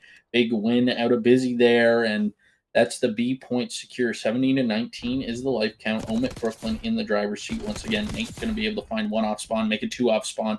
Is he going to be able to find that 3rd spawner? No, he is not. Super is going to be good for that one. Also, no progress being made over at A. Omit super focused on these spawn traps. Hyde going to be able to find going to be able to find Dark. And it's just, once again, it's just trades back and forth, 16 to 14, 15 to 14. Big win. Super is going to fall there. Sovereign going to be able to find another. And it's going to be, the same thing again and again. They are not able to make even a single progress. I'm right back to the regaining control at side A. Skill gets the 1 chance, possibly a double kill coming up for this slide. Makes sure that he pops up a nade, which can actually get at least 1, but Skill rather gets a double, though. Baby comes in from behind, trying to clear out the entire thing for themselves. But now it's going to be the side of Omit once again to be very close towards the point. Nate goes down from the hands of Dark, playing with the AR. A lot of AR being played specifically on the map of RC, especially on this control, though. But we saw a lot of SMGs down on the last map of Search and Destroy. Yeah, and this is getting pretty close, pretty dicey. 6-6, 20 seconds remaining. 1.5 ticks captured on A. Nobody getting this clear, but once again, all the pressure on Omit Brooklyn. They have to get to this point, and they have to find these kills. Busy going to be able to find 1. Is he going to be able to find anything else in time? No, Busy gets cleaned up. 2 to 5 is the life count. Ladies and gentlemen, Unreal Nightmare snag themselves around in the control. We are tied at 1 round apiece. 1 round apiece, but still, a long road ahead on how they can actually be upon to the level score. They got this map, they got they have to get this the other map, the next one to make it a 2-2. Right now, Brooklyn is on a 2-0 overall map score line, so there's a long way to go, but still a good head start for them. Not a head start, a good start to right up their comeback story coming up in a matchup like this. But Brooklyn also getting that reality check that if we loosen out at each other's trade game, not able to set that respawn traps right, yes, it will be Unreal Nightmare to be that little bit of that, small trouble that they can get from this team, and which actually led to a huge one of not letting that round victory come off their way. Yeah, and this is a fairly slow start, but Wevy and Skill going to get things kicked off. They're going to find a couple, maybe find an opening, but Sovereign shuts that down almost immediately. Super looking for the trade. That door gets busted, gets the audio cue, but not able to find the kill. Skill going to be able to find Busy. Big Chow coming in from this window. Dark not going to be able to win it. Sovereign's Gunny is just too hot. 25-24. Omit Brooklyn with a 1 life advantage. Time starting to dwindle. 40 seconds remaining in this round. Big win from Sovereign there. Spawn trap could be in effect. Big win. Webby going to be able to find that one. Is he going to be able to find another? I don't think so. Skill going to be able to find Hyde. Nate going to be able to find Webby. Trades back and forth. 20-23. Super going to be able to find one on to Nate. But once again, it comes down to you got to get on this time. Skill going to be able to find another. Webby going to get shut down by Hyde once again. Skill, you got to go, bud, and you got to go now. Big wins. 1 player on B. The choke hold is on as Hyde is pushed up just about as far as you can go into the attacker's spawn. Clean up on aisle B. As that player falls, Webby going to fly in, finally stop the clock once again. 15-15 for him. And 18-12 is the life count. Sovereign is still going. Finds 2 before getting taken out. Hyde going to be able to find Skill. Webby gets shut down on the B point. No ticks acquired. And Omit Brooklyn take round 2 even more convincingly than round 1. Yeah, definitely. They still have to get 1 more round to secure this series point, dude. Secure the entire Rising Stars Cup 1, which is, of course, coming in from the season 7 of U18 CDL. But right now, on how Brooklyn are able to just get back-to-back those lives getting exchanged pretty well, they are just able to be a couple of steps ahead of what Unreal Nightmare is trying to do. But if not, Unreal Nightmare is not able to draw this out, it's going to be a goodbye for them in the finale. But a good run, because Unreal Nightmare is coming in from the losers bracket, but they have been defeated previously as well in the winners bracket against Brooklyn, so anything can go by. A huge chunk of kills getting exchanged from both sides upon the first one. Look at that. It's going to be back-to-back 4 kills. Back-to-back kills coming in from both sides. But Wavy up on that 3 streak. Busy. Make sure that nobody's coming in from the same fountain way. That's going to be the point that everybody just want to go in and just eliminate those lives. But right now, we do see the side of Brooklyn getting onto the A point. But Unreal Nightmare will take care of that one easily. Yeah, Hyde looking for Webby, going to be able to find him. Knows there's a player pushing, not able to find the kill, though. Skill going to shut that down. Super going to find one up top. Cat as well. Nate trying to slow things down for his team. Wait for a team push. Something cool, calm, conceded. But Nate is going to fall to the hands of Super, but Sovereign with a 2-piece. Busy going to find another, and they're on to B. The clock ceases to tick for now. Webby knows there's a player there, not going to be able to find it. Super is going to get the trade onto Busy. B still being captured. No help anywhere nearby. Hyde finally getting up to top plat. Going to find 1, going to find 2. Not going to be able to find the third. Webby, the last man standing. Somebody's got to get on something, and they got to do it soon. 15 seconds left on the clock. Time starting to dwindle. Hyde going to be able to find the first. 16-12 is the life count. Unreal Nightmare in the driver's seat, definitely. But B, the first tick has been acquired. Second tick has been acquired. Third tick on the way. Super, however, trying to play upset here. Does manage to find one. Sovereign, what have you got for me here, buddy? There's going to be one on the pinch. You got to know that. Here comes Super trying to play upset. Once again, he does manage to do so, but progress being made over at A. Skill going to be able to find one. Is there any more? Is there any juice left in the tank for Omit Brooklyn? No, I don't think so. Nobody's close enough. They fall short in round 4. 2-2 is the score. However, Omit Brooklyn are guaranteed their defense. Yes, sir. But right now, I feel like slowly and steadily, Unreal Nightmare are actually able to take back the control, and it's good to see them that way. But there we go. It's going to be the side of Unreal Nightmare to win out this one, and it's going to be 2-1 final round to claim up that victory. Who's going to be the real real winner in the control segment over here, which is of course the third map underway. Let me remind you folks, if you're joining for the first time, this is the championship. This is the finale match for this championship, Rising Stars Cup. Omid Brooklyn have already won 2 map back to back, so they just need to secure this one victory right here in this map to secure the deal off for themselves. Yeah, and Super trying to kick things off here with that nade, but for every one that they lost, Omit Brooklyn managed to take 2, but now trades going back and forth, even on lives.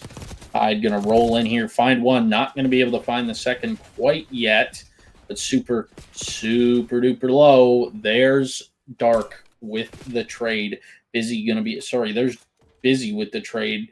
Dark going to be able to find one in the background. Busy does manage to find 2, though. Hyde playing his life. Here comes the Ego Chow. I can smell it. There it is.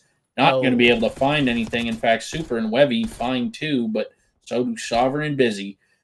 2v2, 21-23. Omit Brooklyn currently up in lives. 30 seconds remain. 1 tick of progress has been captured on B. Nothing else as of yet. Busy climbing up that ladder, trying to get in, do the dirty work for his team. Skill going to be able to find one there. Is he going to be able to find anything else? Not quite yet. Sovereign going to be able to find Webby in the background. Skill onto the B point, trying to allow his team to get through, cap this point. But Skill gets cleaned up by Sovereign after Skill finds Hyde. Busy going to be able to find Super. Sovereign going to be able to find Dark. Webby going to be able to find Busy. Webby gets cleaned up by Nate. And there is not enough time in the day for them to get on the point. Ladies and gentlemen, Omit Brooklyn with the sweep. 3-0 is your final series score. We are heading home. Sir. And a great way, man. I mean, Omit Brooklyn the whole tournament setup is that you need to be undefeated for the entire run. And they have proved themselves that they are the undefeated ones for the entire run. They battled out first against the side of Houston Spartans in the first matchup with a 3-2 score line. Then again, they showed Unreal Nightmares the way to the bracket, the way to the losers bracket in the second map. Then they got the chance to actually face at the side of Headlines, one of the best performing teams today, and they won against them in a 3-1. Now, when Unreal Nightmare got the rematch, some of these modes were actually close, but it is what it is. It was the side of Omit Brooklyn to just clean sweep Rio on the overall map score. Yeah, and just such a dominant performance out of Omit Brooklyn all weekend. I think they only dropped in the pre-matches, the pre-series. I think they only dropped 1 map and then 1 or 2 over the weekend. Just an absolute dominant performance out of them. Like I said, they are the powerhouse in here in the U18 COD scene. If you want to be number 1, you got to knock them off their throne because they've been on there for a while.